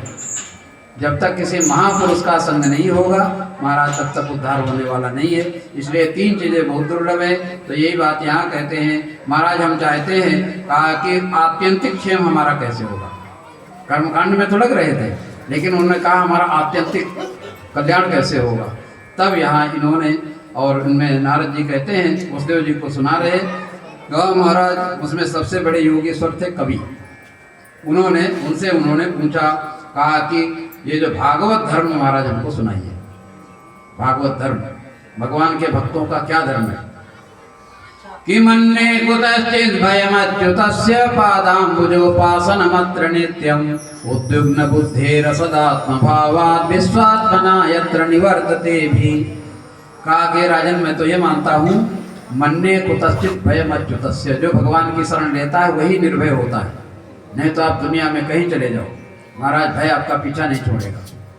कहीं भी जाओगे, जहाँ भी जाओगे वहीं मृत्यु आपको दिखाई पड़ेगी, क्योंकि काल किसी को डंडा लेके मारने नहीं आता, लेकिन डरते सब लोग हैं हम लोग। कोई है ऐसा जो मौत से नहीं डर रहा है? मरना कोई नहीं चाहता है, हमारा कोई जीव जंतु भी नहीं मरना चाहता, क्योंकि हम लोग सब जीवित रहना चाहते हैं। लेकिन कहा कि मृत्यु तो आएगी, लेकिन दर्शन किसी को हुआ नहीं आज तक मौत का। किसी ने देखा है मृत्यु कैसी होती? मृत्यु नाम की कोई चीज नहीं है, क्योंकि आत्मा अजर है। मृत्यु किसकी होती? क्योंकि जीव यदि मर जाए मान लो तब तो खत्म हो गया। जैसे दूसरे धर्म वाले मानते हैं कि आगे पुनर्जन्म नहीं होता, दूसरा सनातन को छोड़ करके दूसरा कोई भी नहीं मानता है, क्योंकि ईसाई में तो बिल्कुल ही नहीं मानते आगे के लिए, और पुनर्जन्म का उनके यहाँ कोई वो नहीं है, प्रपोजल है नहीं। इसी प्रकार से इस्लाम में उनका है मरने के बाद तुम इधर जाओ, तुम इधर जाओ, तुमने इस्लाम के अनुसार जिया है इसलिए इधर जाओ। और क्या बोलते हैं, दोजक और बहिष्ठ ऐसा कुछ बोलते हैं, उनके शब्द हैं वो दोजक, और कहते हैं जन्नत, एक जन्नत शब्द भी है, बोले जन्नत में जाओ इधर, और बाकी लोगों को उधर डाल। मैंने हमेशा के लिए वहीं पड़े रहोगे, तुम कभी निकलने का कोई मतलब ही नहीं। हमारे यहाँ तो ये व्यवस्था यह है कि वहाँ नरक में जा करके फिर दोबारा आपको मौका मिलेगा, फिर आओ, फिर सुधरने की कोशिश करो। इसलिए कहते हैं 84 लाख योनियाँ हैं। ऐसा नहीं मत समझो कि नहीं, और उन्हें सब में घूमना पड़ेगा, कोई जरूरी नहीं, जैसा तुम्हारा कर्म होगा उसी के अनुसार घूमते रहो। लेकिन महाराज ये घूमते घूमते आदमी एक ही द्वार है, और वो द्वार है केवल मानव शरीर। यहीं से तुम्हारा मोक्ष का रास्ता खुलता है। और महाराज इसमें कहते हैं एक सूरदास जी था, और उसमें घुस गया किसी बड़े परकोटे में, इतना लंबा चौड़ा था, एक दरवाजा था उसका, घुस गया तो घुस गया। अब वो चिल्ला रहा है, कहीं कुछ मिले नहीं, कहाँ से निकले वो। किसी ने बाहर से आवाज किया कि दीवार पकड़े पकड़े घूमते रहो और दरवाजा मिल जाएगा। उसने दीवार में हाथ लगाया, चलता रहा। जब ये दरवाजा आने वाला था तो उसके सिर में खुजली होने लग गई। उसने हाथ दीवार से हटा लिया, खुजलाने लग गया, चलता रहा, तब तक दरवाजा पास हो गया, फिर हाथ लगा लिया दीवार में, फिर घूम रहा इतना लंबा चौड़ा, घूमता रहा, फिर जब दरवाजे के पास आया फिर उसको कहीं और खुजली हो गई। महाराज फिर आगे वही, ये 84 लाख योनियाँ हैं, ऐसे प्रकार हम यहाँ आकर के विषय रूपी खुजली मिटाए लग जाते हैं और महाराज इसी सब चक्कर में 84 के चक्र में घूमते रहते हैं। इसलिए ये कहते हैं यदि आपको भयभीत नहीं होना है, भय हमेशा के लिए निकालना है, तो कहा विश्वात्मना यत्र निवर्तते भी, पूर्ण रूप से भय निवर्त हो जाएगा परमात्मा की शरण में जाने के बाद ही। और महाराज ये ऐसा मार्ग है, कहा या नास्ताएं, जिस पर कोई आरूढ़ हो जाए फिर प्रमाद नहीं होगा कभी। नहीं तो महाराज मनुष्य में प्रमाद आ जाता है, माने आलस्यपन आ जाएगा, कुछ अस्खलित हो जाएगा। कहा ध्यान निमीन लेवा नेत्रे नाश करे ना पते दिया, जैसे राजमार्ग बोलते हैं ना, आजकल वन वे हो गया है। वन वे में आंख बंद करके चलाओ महाराज, बड़े बड़े चौड़े रोड बन गए और उधर आने वाला तो इधर आएगा नहीं, आप चलो आंख बंद करके। यही बात कहते हैं, ये भगवान का जो रास्ता है, जो भक्ति का मार्ग है, धावन निमील्य व नेत्रे, आंख बंद करके दौड़ो तब भी तुम ना गिरोगे और ना पतन होगा तुम्हारा। मतलब भगवान के मार्ग में एक बार जो चल पड़ता है उसका कभी पतन नहीं होता है। कायेन वाचा मनसेन्द्रियैर्वा बुद्ध्यात्मना वा प्रकृते स्वभावात् करोमि यदि सकलम परस्मै नारायणायेति समर्पयामि। बस जो भी मन वाणी के द्वारा जो भी होता है, यहाँ देखो ये नहीं कहा कि पुण्य करते हो तो पुण्य ही दो। कई लोग कहते हैं भाई बैंक में जो जमा करोगे वही मिलेगा आपको, ज़्यादा होकर के मिलता है। भगवान के पास जमा करोगे तो क्या जमा करना चाहिए, पाप जमा करना चाहिए कि नहीं? नहीं, पुण्य जमा करना चाहिए, नहीं तो पाप ज़्यादा होकर के मिलेगा फिर वो। कहा ऐसा नहीं, हम तो जो कुछ भी करते हैं ऐसा लिखा हुआ, कायेन वाचा मनसा इंद्रियैर्वा बुद्ध्यात्मना वा प्रकृते स्वभावात् करोमि यद यद, मैं जो भी करता हूँ इनके द्वारा पुण्य पाप जो भी। कहा सकलम परस्मै नारायणाय, सब भगवान के लिए अर्पण, वहाँ जा कर के सब शुद्ध हो जाएगा। लेकिन एक बार अर्पण जरूर करना चाहिए। देखो जिसके अंदर में ऐसी भावना होगी वही अर्पण करेगा, नहीं तो सबको अर्पण करना नहीं आता। महाराज इस प्रकार से क्या करना चाहिए। और आगे कहा कि भयम, जो भय है द्वितीय के कारण होता है, द्वैत के कारण भय होता है। तन्माय आतो बुध आभजेतम भक्तैकेषु गुरुदेवतात्मा, गुरु ही देवता है, यहाँ ऐसा बता रहे हैं। कहा कि उनका जब स्मरण करोगे, कहा कि तुम्हें इन सब भय से मुक्त हो जाओगे। अविद्यमानोप्यवभाति द्वयो ध्यातुर्धिया स्वप्न मनोरथौ यथा। अब ये बात दूसरी बोलने लग गए, संसार है नहीं और तब भी देखो व्यक्ति को दिखाई दे रहा है। कैसे जगह स्वप्न में होता कुछ नहीं लेकिन फिर भी सब कुछ दिख रहा है। ऐसे ही संसार क्या है, अविद्यमानोप्यवभाति ही द्वयो, अविद्यमान है फिर भी द्वैत देखो दिखाई दे रहा है। तो कहते हैं कैसे, तो उसी को दिखाया। तत्कर्म संकल्प विकल्प कम मनो बुधो निरुंध्याद अभयम तथा स्यात्, तुम अभय हो जाओगे। तो क्या करें भगवान, कहा कि शृण्वन् सुभद्राणि रथांग पाणे, भगवान की कथा सुन, खूब सुनते रहो। जन्मानि कर्माणि चयानि लोके, भगवान ने जो जो जन्म लेकर के कर्म किया है उनको चिंतन करते रहो। और कहा गीतानि नामानि तदर्थकानि, भगवान नाम का जोर से शर्म वरम करने की जरूरत नहीं। कई लोग कहते हैं लोग क्या कहेंगे, लोग क्या कहेंगे, धीरे धीरे लोग, चुपचाप लोग। अरे ऐसी क्या बात है, डरने की क्या बात है, जिसको जो कहना हो तो कहेगा ही कहेगा, तुम कहीं लो। विलेज में अब मीरा जी तो नाचने लग गई सबके बीच में। कहते हैं नाचना सबको नहीं आता है महाराज, ये जो है ना बोलने को तो बोल लेगा आदमी, लेकिन यहाँ नाचना पड़े, सबको नाचना नहीं आएगा। सबसे सब कहा जाए कि तुम नाचो यहाँ, ये तो नाचे वही, कहते हैं कि नंगा नाचे ढीठ गावे। जिसके अंदर शर्म नहीं होगी वही नाचता है। तो कहा कि भगवान का नाम में क्या शर्म करनी है भाई, दुनिया से शर्म तो बहुत कर लिया है। अरे बुरे कर्म करने से शर्माओ भाई, बुरा कर्म जो है लज्जा उसमें आनी चाहिए, अच्छे काम करने के लिए लज्जा की क्या जरूरत है। तो गीतानि नामानि तदर्थकानि गायन विलज्जो विचरेत संगा, लज्जा छोड़ करके गाओ, भगवान का नाम लो। और इस प्रकार से कहा कि महाराज जब बहुत जोर जोर से करने लग जाता है, जाता अनुरागो, तब भगवान में अनुराग उत्पन्न हो जाता है। और कहा फिर धीरे धीरे क्या होता हो जाता है, कहा हंसती कभी हंसता है, अथो रोदिती कभी रोने भी लग जाता है। तो लीला है भगवान की, जैसे जैसे कभी चिंतन आया भगवान का वैसे वैसे कभी हंस रहा है कभी रोता है। वो कहते हैं स्वामी राम तीर्थ जी थे, बड़े विचित्र थे वो, 2 बार विदेश गए, एक बार जापान एक बार अमेरिका। कहते हैं अमेरिका जा रहे थे, किसी ने भेज दिया होगा पानी के जहाज से, उसमें जाया करते थे। और अमेरिका जब जा रहे थे तो जब आने वाला था वो अंतिम, तो किसी ने पूछा उनको कि आपका कौन है वहाँ जहाँ जा रहे थे जिसके यहाँ, क्योंकि वहाँ कोई था नहीं उनका। तो उन्होंने उसी के ऊपर हाथ रख दिया। अरे कहा आप तो हो। महाराज वही ले गए आदमी को, सब कुछ आगे व्यवस्था किया, सारी सेवा किया उसने, जबकि ये किसी के उससे नहीं जा रहे थे, किसी ने रास्ते का पैसा दे दिया था। उस समय की बात है, काफ़ी पुरानी हो गई। तो ऐसे हैं वे, वहाँ टिहरी के जंगल में रहते थे, ऋषिकेश के ऊपर। महाराज किसी क्या नहीं रहते थे, एकदम अलग।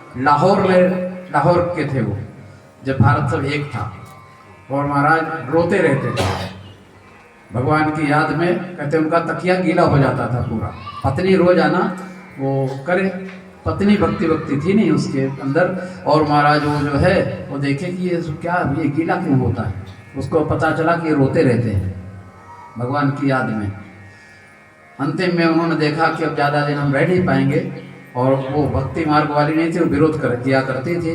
2 बच्चे थे उनके, 2 पुत्रों को उन्होंने स्टेशन में अपने मित्र को दिया, और उस मित्र को दे करके और स्वयं सीधे आ गए ऋषिकेश। स्वामी विवेकानंद से प्रभावित थे वे। तो वो कहते हैं जंगल में योगी रमता है, उनका बहुत भजन लिखे हुए हैं स्वामी राम तीर्थ के। तो उसमें वे कहते हैं कि जंगल में योगी रमता है, कभी हंसता है कभी रोता है, मन उसका कहीं न फंसता है, सब ओर से चैन बरसता है। अब जंगल में रहता है, कभी चैन आ रहा है, कभी सुख हो रहा है, कभी कुछ हो रहा है, कभी दुख हो रहा है, भगवान के लिए याद में कभी हंस रहा है कभी रो रहा है। और इस प्रकार से यहाँ भी भक्त जो होता है हसत यथोरोदिति रहुति गायति, कभी गानन भी करता है। और वह लोक बाह्य, अब उसकी जो लीलाएं हैं भक्त की वो लोक बाह्य हो जाती, लोग नहीं समझेंगे वो क्या कर रहा है, क्यों रो रहे भाई, क्यों ना गा रहे, ये लोक बाह्य हो जाता है। सबको प्रणाम करो, किसी को भी नहीं, ऐसा नहीं गधे के पास जाकर के लेट जाओगे उसके आगे, ऐसा नहीं करना है। मतलब उसके यथायोग उसको भी खाने पीने को दो। तो कहते काम वायु वन्यम सलिलम महीम जा ज्योतिषि सत्वानि दिशो द्रुमादीन, का पेड़ पहाड़ जितने भी हैं ये सब हरे शरीरम, भगवान का शरीर है। और इसलिए यत् किंच भूतम प्रणमेदनन्या, सबको प्रणाम करो, चाहे कोई भी हो सबको प्रणाम करो। सबको बाहर से ना करके अंदर से ही कर लो, लेकिन करो जरूर। तो यहाँ ऐसा बता रहे हैं, इसलिए ऐसा करते करते तुम्हारी 3 चीजें बढ़ेंगी, भक्ति परेशानुभव विरक्ति। जब भक्ति होगी भगवान का अनुभव होगा, और फिर संसार से वैराग्य भी हो जाएगा। 3 चीजें एक साथ होती हैं, क्या भक्ति, ज्ञान और वैराग्य। यहाँ ऐसा नहीं कि पहले भक्ति करो फिर ज्ञान करो, ये तीनों के तीनों होंगे। आगे राजा ने पूछा महाराज भक्तों का क्या लक्षण होता है, वो भी हमको बता दो, भक्त कैसे रहते हैं। तो दूसरे योगीश्वर जो हरि नाम के योगीश्वर थे वे बताते हैं, कहा कि सर्वभूतेषु यः पश्येत्, सर्वत्र सभी प्राणियों में जो परमात्मा का दर्शन करता है वो मुख्य भक्त कहलाता है। और कहा कि महाराज दूसरा जो है भगवान के भक्तों में अलग से देखता है और दुष्टों की तरफ अलग देखता है, कहा ये 2 नंबर वाला भक्त है। और कहा कि तीसरा भक्त होता है खाली मूर्ति में भगवान दिखाई देते हैं, बस अन्यत्र कहीं भी उसको, बस मंदिर में आया तो केवल भगवान का दर्शन होता है, कर लेता है थोड़ा सा, और बाकी बाहर कहीं नहीं। ये तो सबसे नीचे वाला 3rd क्वालिटी वाला है भक्त है। और इस प्रकार से कहा महाराज ये जो है सब कुछ आगे और लक्षण बता देते हैं। तो ये जो भगवान की सब माया है ऐसा समझ करके सब त्याग देता है संसार को। और इस प्रकार से इन 9 योगी स्वरूपों की यहाँ पर माया का लक्षण बताया गया है, और भी सब लक्षण बताए। और महाराज ऐसा करते करते अंतिम में भगवान ने उद्धव जी को, क्योंकि उद्धव जी को पता चल गया था कि भगवान जो है अब यहाँ से जाने की तैयारी कर रहे हैं। भगवान इस धराधाम में कितने दिन रहे, 125 वर्ष। देवता लोग आए मिलने के लिए भगवान से कि अब आपका समय जो है पूरा हो गया प्रभु, अब आप जो है अपने धाम पधारिए। भगवान ने कहा ठीक है, सब सारी तैयारी हो ही गई, साफ लग ही गया है, और इसलिए अब आप लोग जाइए, हम भी आते हैं। और इस प्रकार से भगवान को जब पता चल गया उद्धव जी को, तो उद्धव जी के लिए भगवान ने गीता सुनाई है। यहाँ पर भी गीता आई हुई, बहुत लंबा चौड़ा 11वां स्कंद इसी में आता है ज़्यादा करके। तो 11वां स्कंद उद्धव गीता के नाम से प्रसिद्ध है। वैसे भागवत की कथा तो हम सुना ही रहे हैं, उद्धव गीता को कल है गीता। गीता में कौन सी गीता सुनाई जाए? उद्धव गीता सुनाई जाए, भगवत गीता। भगवत गीता तो बहुत सुन लिया होगा। तो ये जो ये उद्धव गीता है, इसी भागवत का 11वां स्कंद में आता है। तो बहुत ही मार्मिक प्रसंग है, बहुत ज्ञान की बात है। जैसे वहाँ ज्ञान की बात, वैसे यहाँ भी ज्ञान की बात है। तो इसलिए हम ये सोच रहे हैं कि इसी को हम सुनाए, भागवत से अतिरिक्त और अलग क्या जाना है, क्योंकि वो भगवत गीता तो बहुत बार सुनी ही है। तो ये भी सुन लो, ज्ञान की बात है, यहाँ का जो ज्ञान है। तो भगवान ने वो सारी बातें सुनाई है, 24 गुरुओं की कथा सुनाई, और भी आगे बहुत सब प्रसंग सुनाए उन्होंने। और उसके बाद में भगवान उद्धव जी को उन्होंने कहा कि उद्धव जी अब तुम्हें बद्रीनाथ चले जाना है, यहाँ रहना नहीं है। और इस प्रकार से भगवान ने उद्धव जी को बद्रीनाथ के लिए भेज दिया। और भगवान अब स्वयं तैयारी हो गई है भगवान की। और भगवान ने सोचा कि अब क्या करें, तो कहा कि महाराज सबको बोले भगवान आज के 7वें दिन द्वारिका पानी में डूब जाएगी, इसलिए हम लोग चलेंगे प्रभास। प्रभास क्षेत्र माने सोमनाथ, और वहाँ जाएंगे, वहाँ यज्ञ करेंगे, ब्राह्मणों को, सबको, संतों को खूब खिलाएंगे पिलाएंगे, दान करेंगे, जिससे कि हम कुछ दोषों से बचेंगे। महाराज सबको लेकर के जाते हैं। भगवान उद्धव जी को तो भेज दिया बद्रीनाथ के लिए, और अर्जुन भी वही थे, द्वारिका में ही उस समय थे। और भगवान जो है वहाँ जाते हैं जब प्रभास में, महाराज खूब अच्छे से सब लोगों ने खिलाया पिलाया, बड़ा दान दक्षिणा दिया, लेकिन महाराज अंतिम में थोड़ा सा लगा लिया, और लगाने के बाद बुद्धि भ्रष्ट हो गई। बुद्धि भ्रष्ट हुई, एक दूसरे को गाली देने लग गए। ऐसे ही करते हैं लोग पीने वाले। महाराज पहले तो मुंह चले, मुंह से काम नहीं बना तो फिर हाथ चले, और हाथों से काम नहीं बना तो फिर शस्त्र उठ गए। महाराज भगवान ने रोका, अरे भगवान के ऊपर ही आने लग गए। भगवान ने कहा अब तो अपने हाथ से ही करना पड़ेगा। महाराज अपने हाथ से सफाई कर दी बलदाऊ जी ने, दोनों ने, सबकी सफाई हो गई। और उसके बाद में, और महाराज जैसे बांस में आग लगे तो पूरा जंगल जल के भस्म हो जाता है, उसी प्रकार पूरा यदुवंश का क्षय हो जाता है वहाँ पर। और इसी बीच में कहा कि भगवान अब पेड़ के नीचे, और अपने उस पर एक आसन जो है, ये पैर जो है इसके ऊपर रखे हुए लेटे हुए थे, विश्राम मुद्रा जैसे आदि। उसी समय जरा नाम का व्याध आता है, उसको लगा कोई हिरण की आंख दिखाई दे रही, भगवान के चरण चिन्ह में कुछ चिन्ह रहा होगा, उसने वहीं से बाण मारा तो लगा भगवान के पैर में। आया देखा शिकार, तो शिकार तो यहाँ भगवान थे। महाराज क्षमा प्रार्थना करने लग जाता है। भगवान ने कहा अरे हमारी इच्छा से हुआ है, इसलिए चिंता की कोई बात नहीं, हम तुमको पहले भेजते ऊपर। भगवान ने उसको पहले भेज दिया। यहाँ पर अर्जुन आते हैं, भगवान का जो रथ था वो भी चला जाता है, सारे अस्त्र शस्त्र चले जाते हैं, बलदाऊ जी के भी चले जाते हैं। बलदाऊ जी ने जो सोचा वो चले गए, समुद्र के किनारे बैठ जाते हैं, और वहीं पर अपना ध्यान लगा करके चले जाते हैं, क्योंकि वो अनंत ही थे, अनंत रूप में मिल जाते हैं। और इधर जो भगवान है, अब देवताओं को भी पता नहीं चला भगवान गए किधर, भगवान भी यहाँ से लुप्त हो गए। ऐसे लोग वहाँ दिखाते हैं सोमनाथ में कि भगवान को और शरीर का उत्तर संस्कार अर्जुन ने किया, जबकि ऐसा तो क्यों कहीं बोलते हैं, कहीं कहते सीधे भगवान चले गए, क्योंकि उनका शरीर जो है पांच भौतिक नहीं था भगवान का, कि इस तरह से हड्डी मांस आदि का ऐसा शरीर नहीं था। तो इसलिए भगवान भी चले जाते हैं। इस प्रकार से भगवान जाने के बाद में, और महाराज अब वसुदेव देवकी को पता चलता है, वो लोग भी वहीं पर जैसे सुना वो भी अपने प्राणों को छोड़ देते हैं। भगवान के कुछ लोग बचे थे, कुछ सती हो गई, कुछ को अर्जुन लेकर के आ रहे थे। वो कहते हैं कि भाई भीलों ने वहाँ बीच में कुछ किया, और अर्जुन आए। एक वज्र थे, अनिरुद्ध के पुत्र का नाम था वज्र, वज्र को लेकर के आए, मथुरा का राजा बनाया पांडवों ने। इस प्रकार से, और महाराज ये जो है ये कथा यहाँ पर भगवान के वंश की कथा है। आगे जो 12वां स्कंद है उसमें यहाँ कलयुग के जो राजाओं का वर्णन है। इस प्रकार से वर्णन करके सुखदेव जी अब महाराज उन्होंने सोचा कि अब जो है राजा को अब अंतिम उपदेश करना है। तो भगवान अंतिम उपदेश कर रहे हैं और राजा के लिए वो जो उपदेश किया है, तो यहाँ पर उपदेश करके 5वें अध्याय में ये उपदेश किया गया है कि राजन तुम मरिष्येति पशु बुद्धि मीमाम जही। हे राजन, तुमने इतना सब कथा सुनी है, लेकिन राजन देखो कहा कि पशु बुद्धि मीमाम जही। राजन ये पशु बुद्धि है कि मैं मरूंगा, सांप आएगा डस लेगा। अरे कौन मरता है भाई? मरने वाला कौन? अरे शरीर है, तुम नहीं मरने वाले हो। इसलिए सुखदेव जी महाराज कहते हैं कि तुम तो राजन मरिष्येति पशु बुद्धि मीमाम जही ना जाता प्राग भूतोद्य देहवत्वम न नंक्षसी। तुम्हारा ना तो जन्म हुआ है, ना शरीर के जैसे तुम्हारा नाश होगा, तुम तो अजर अमर हो।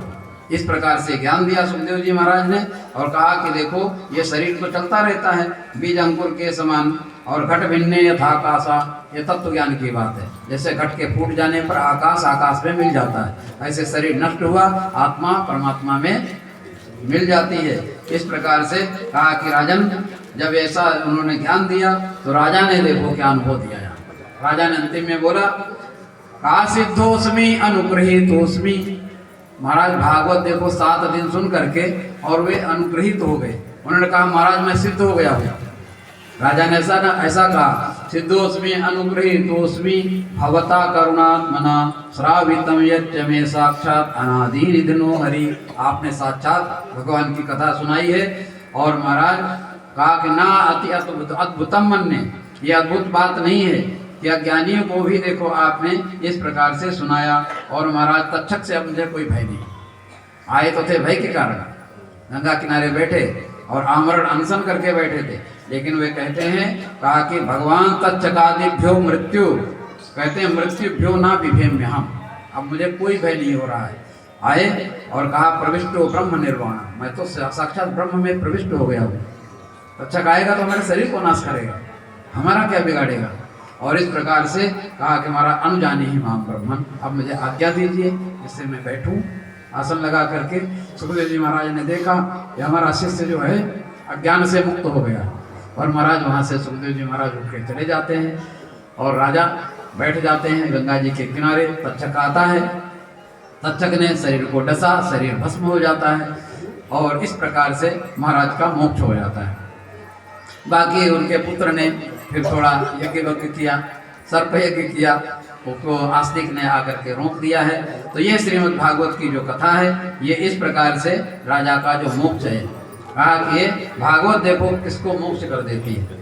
जो भी श्रद्धा पूर्वक सुनता है उसकी मृत्यु सुधर जाती है, उसका मोक्ष हो जाता है।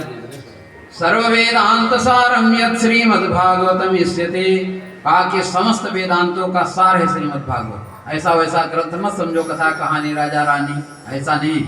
समस्त वेदांत जो वेद उपनिषद है उनका ये सार है। और कहा कि देखो निम्नगा नाम यथा गंगा, नीचे बहने वालों में जैसे गंगा होती है, देवताओं में जैसे भगवान है, वैष्णवों में जिस प्रकार भगवान शंभु है, वैसे पुराणों में श्रीमद् भागवत है। इतना श्रेष्ठ है। संक्षेप में वैसे भागवत भी यहाँ पर सुनाई गई है, संक्षेप में यहाँ सुना दिया है, लेकिन उसका यहाँ पर समय नहीं है। तो यहाँ पर जो हमारे ऋषि हैं, तो कौन ऋषि, तो कहते हैं सुखदेव सूत जी महाराज। उन्होंने यहाँ एक बात सुनाई जरूर है। कहा कि देखो एक श्लोक बोले वो, कहा हरे नमः इति उच्चैर्मुच्यते सर्वपातकात् पतिता स्खलितश्चार्ता छुत्वा वा विवशो गृह्णन्। कहा तुम गिर रहे हो, चीख रहे हो, जम्हाई ले रहे हो, तब भी क्या बोलो, कहा कि हरे नमः, ऐसा बोलना चाहिए। हरे नमः इति उच्चैर, जोर से बोलना चाहिए, दबा करके नहीं।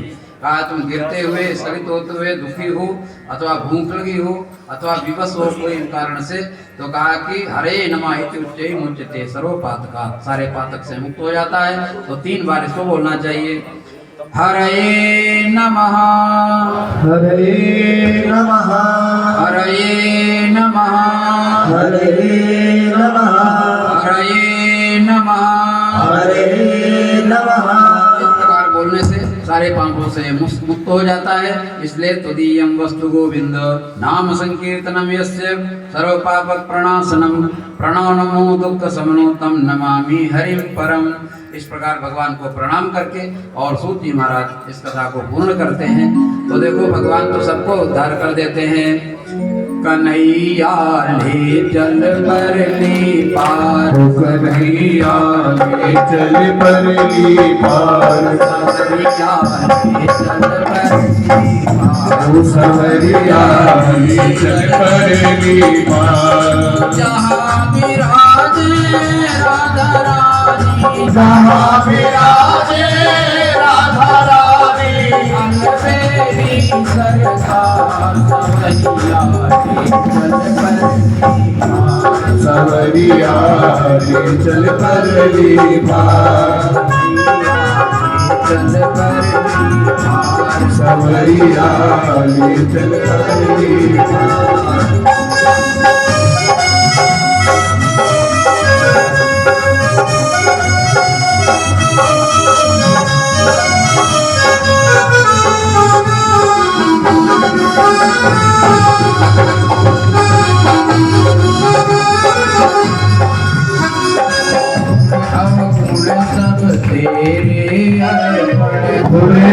गुण सब तेरे अर्पण, गुण अब गुण सब तेरे अर्पण। पाप पुण्य सब तेरे अर्पण, पाप पुण्य सब तेरे अर्पण। ये जीवन भी तेरे अर्पण।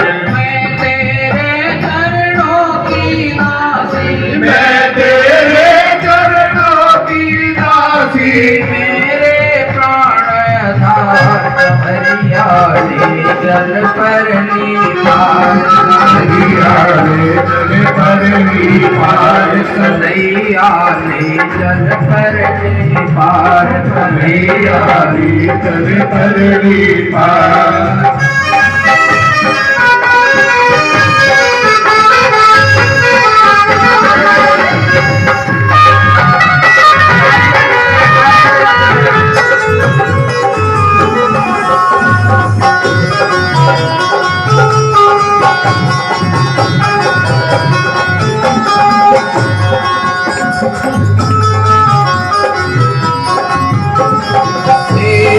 आस लगा बैठी हूँ, तेरी आस लगा बैठी हूँ, तेरी आस लगा बैठी हूँ, और तेरी आस लगा बैठी हूँ। लज्जाशील गवा बैठी हूँ, लज्जाशील गवा बैठी हूँ। अपना आप लुटा बैठी हूँ, अपना आप लुटा बैठी हूँ। अखियाँ खूब पका बैठी हूँ, अखियाँ खूब लुटा बैठी हूँ। मैं तेरी शरणा में आई, मैं तेरी शरणों में आई, तू मेरा मल्हार सवरिया ले चल परली पार, सवरिया ले चल परली पार, सवरिया ले चल परली पार।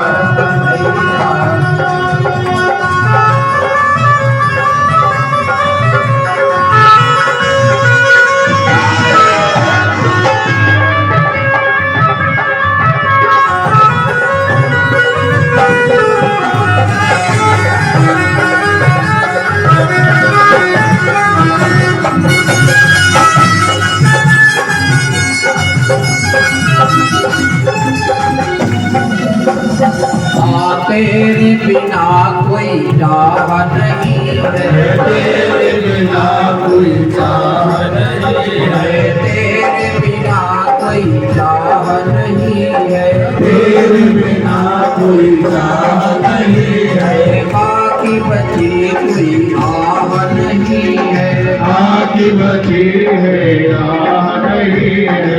यमदूतों की परवाह नहीं है, यमदूतों विनती मानो ताना मेरी विनती मानो ताना नैया लगा दो पार सवरिया ले चल पड़ली सवरिया ले चल पड़ली पार नैया ले चल पड़ली पार कन्हैया ले चल पड़ली पार जहाँ विराजे राधा रानी जहाँ विराजे राधा रानी अलवेली सरकार सवरिया ले चल पड़ली पार कन्हैया ले चल पड़ली पार कन्हैया ले चल पड़ली पार कन्हैया ले चल पड़ली आनंद कन्हैया बरस रहा है आनंद कन्हैया बरस रहा है आनंद कन्हैया बरस रहा है आनंद कन्हैया बरस रहा है पत्ता पत्ता बरस रहा है पत्ता पत्ता बरस रहा है बिंदु बिचारा तरस रहा है बिंदु बेचारा तरस रहा है बहुत हुई अब हार गई मैं बहुत हुई अब हार गई मैं क्यों छोड़ा मझधार सवरिया ले चल पड़ली पार कन्हैया ले चल पड़ली पार कन्हैया ले चल पड़ली पार कन्हैया ले चल पड़ली पार जहाँ विराजे राधा रानी जहाँ विराजे राधा रानी अलवेली सरकार सवरिया ले चल पड़ली पार कन्हैया ले चल पड़ली पार कन्हैया ले चल पड़ली पार कन्हैया ले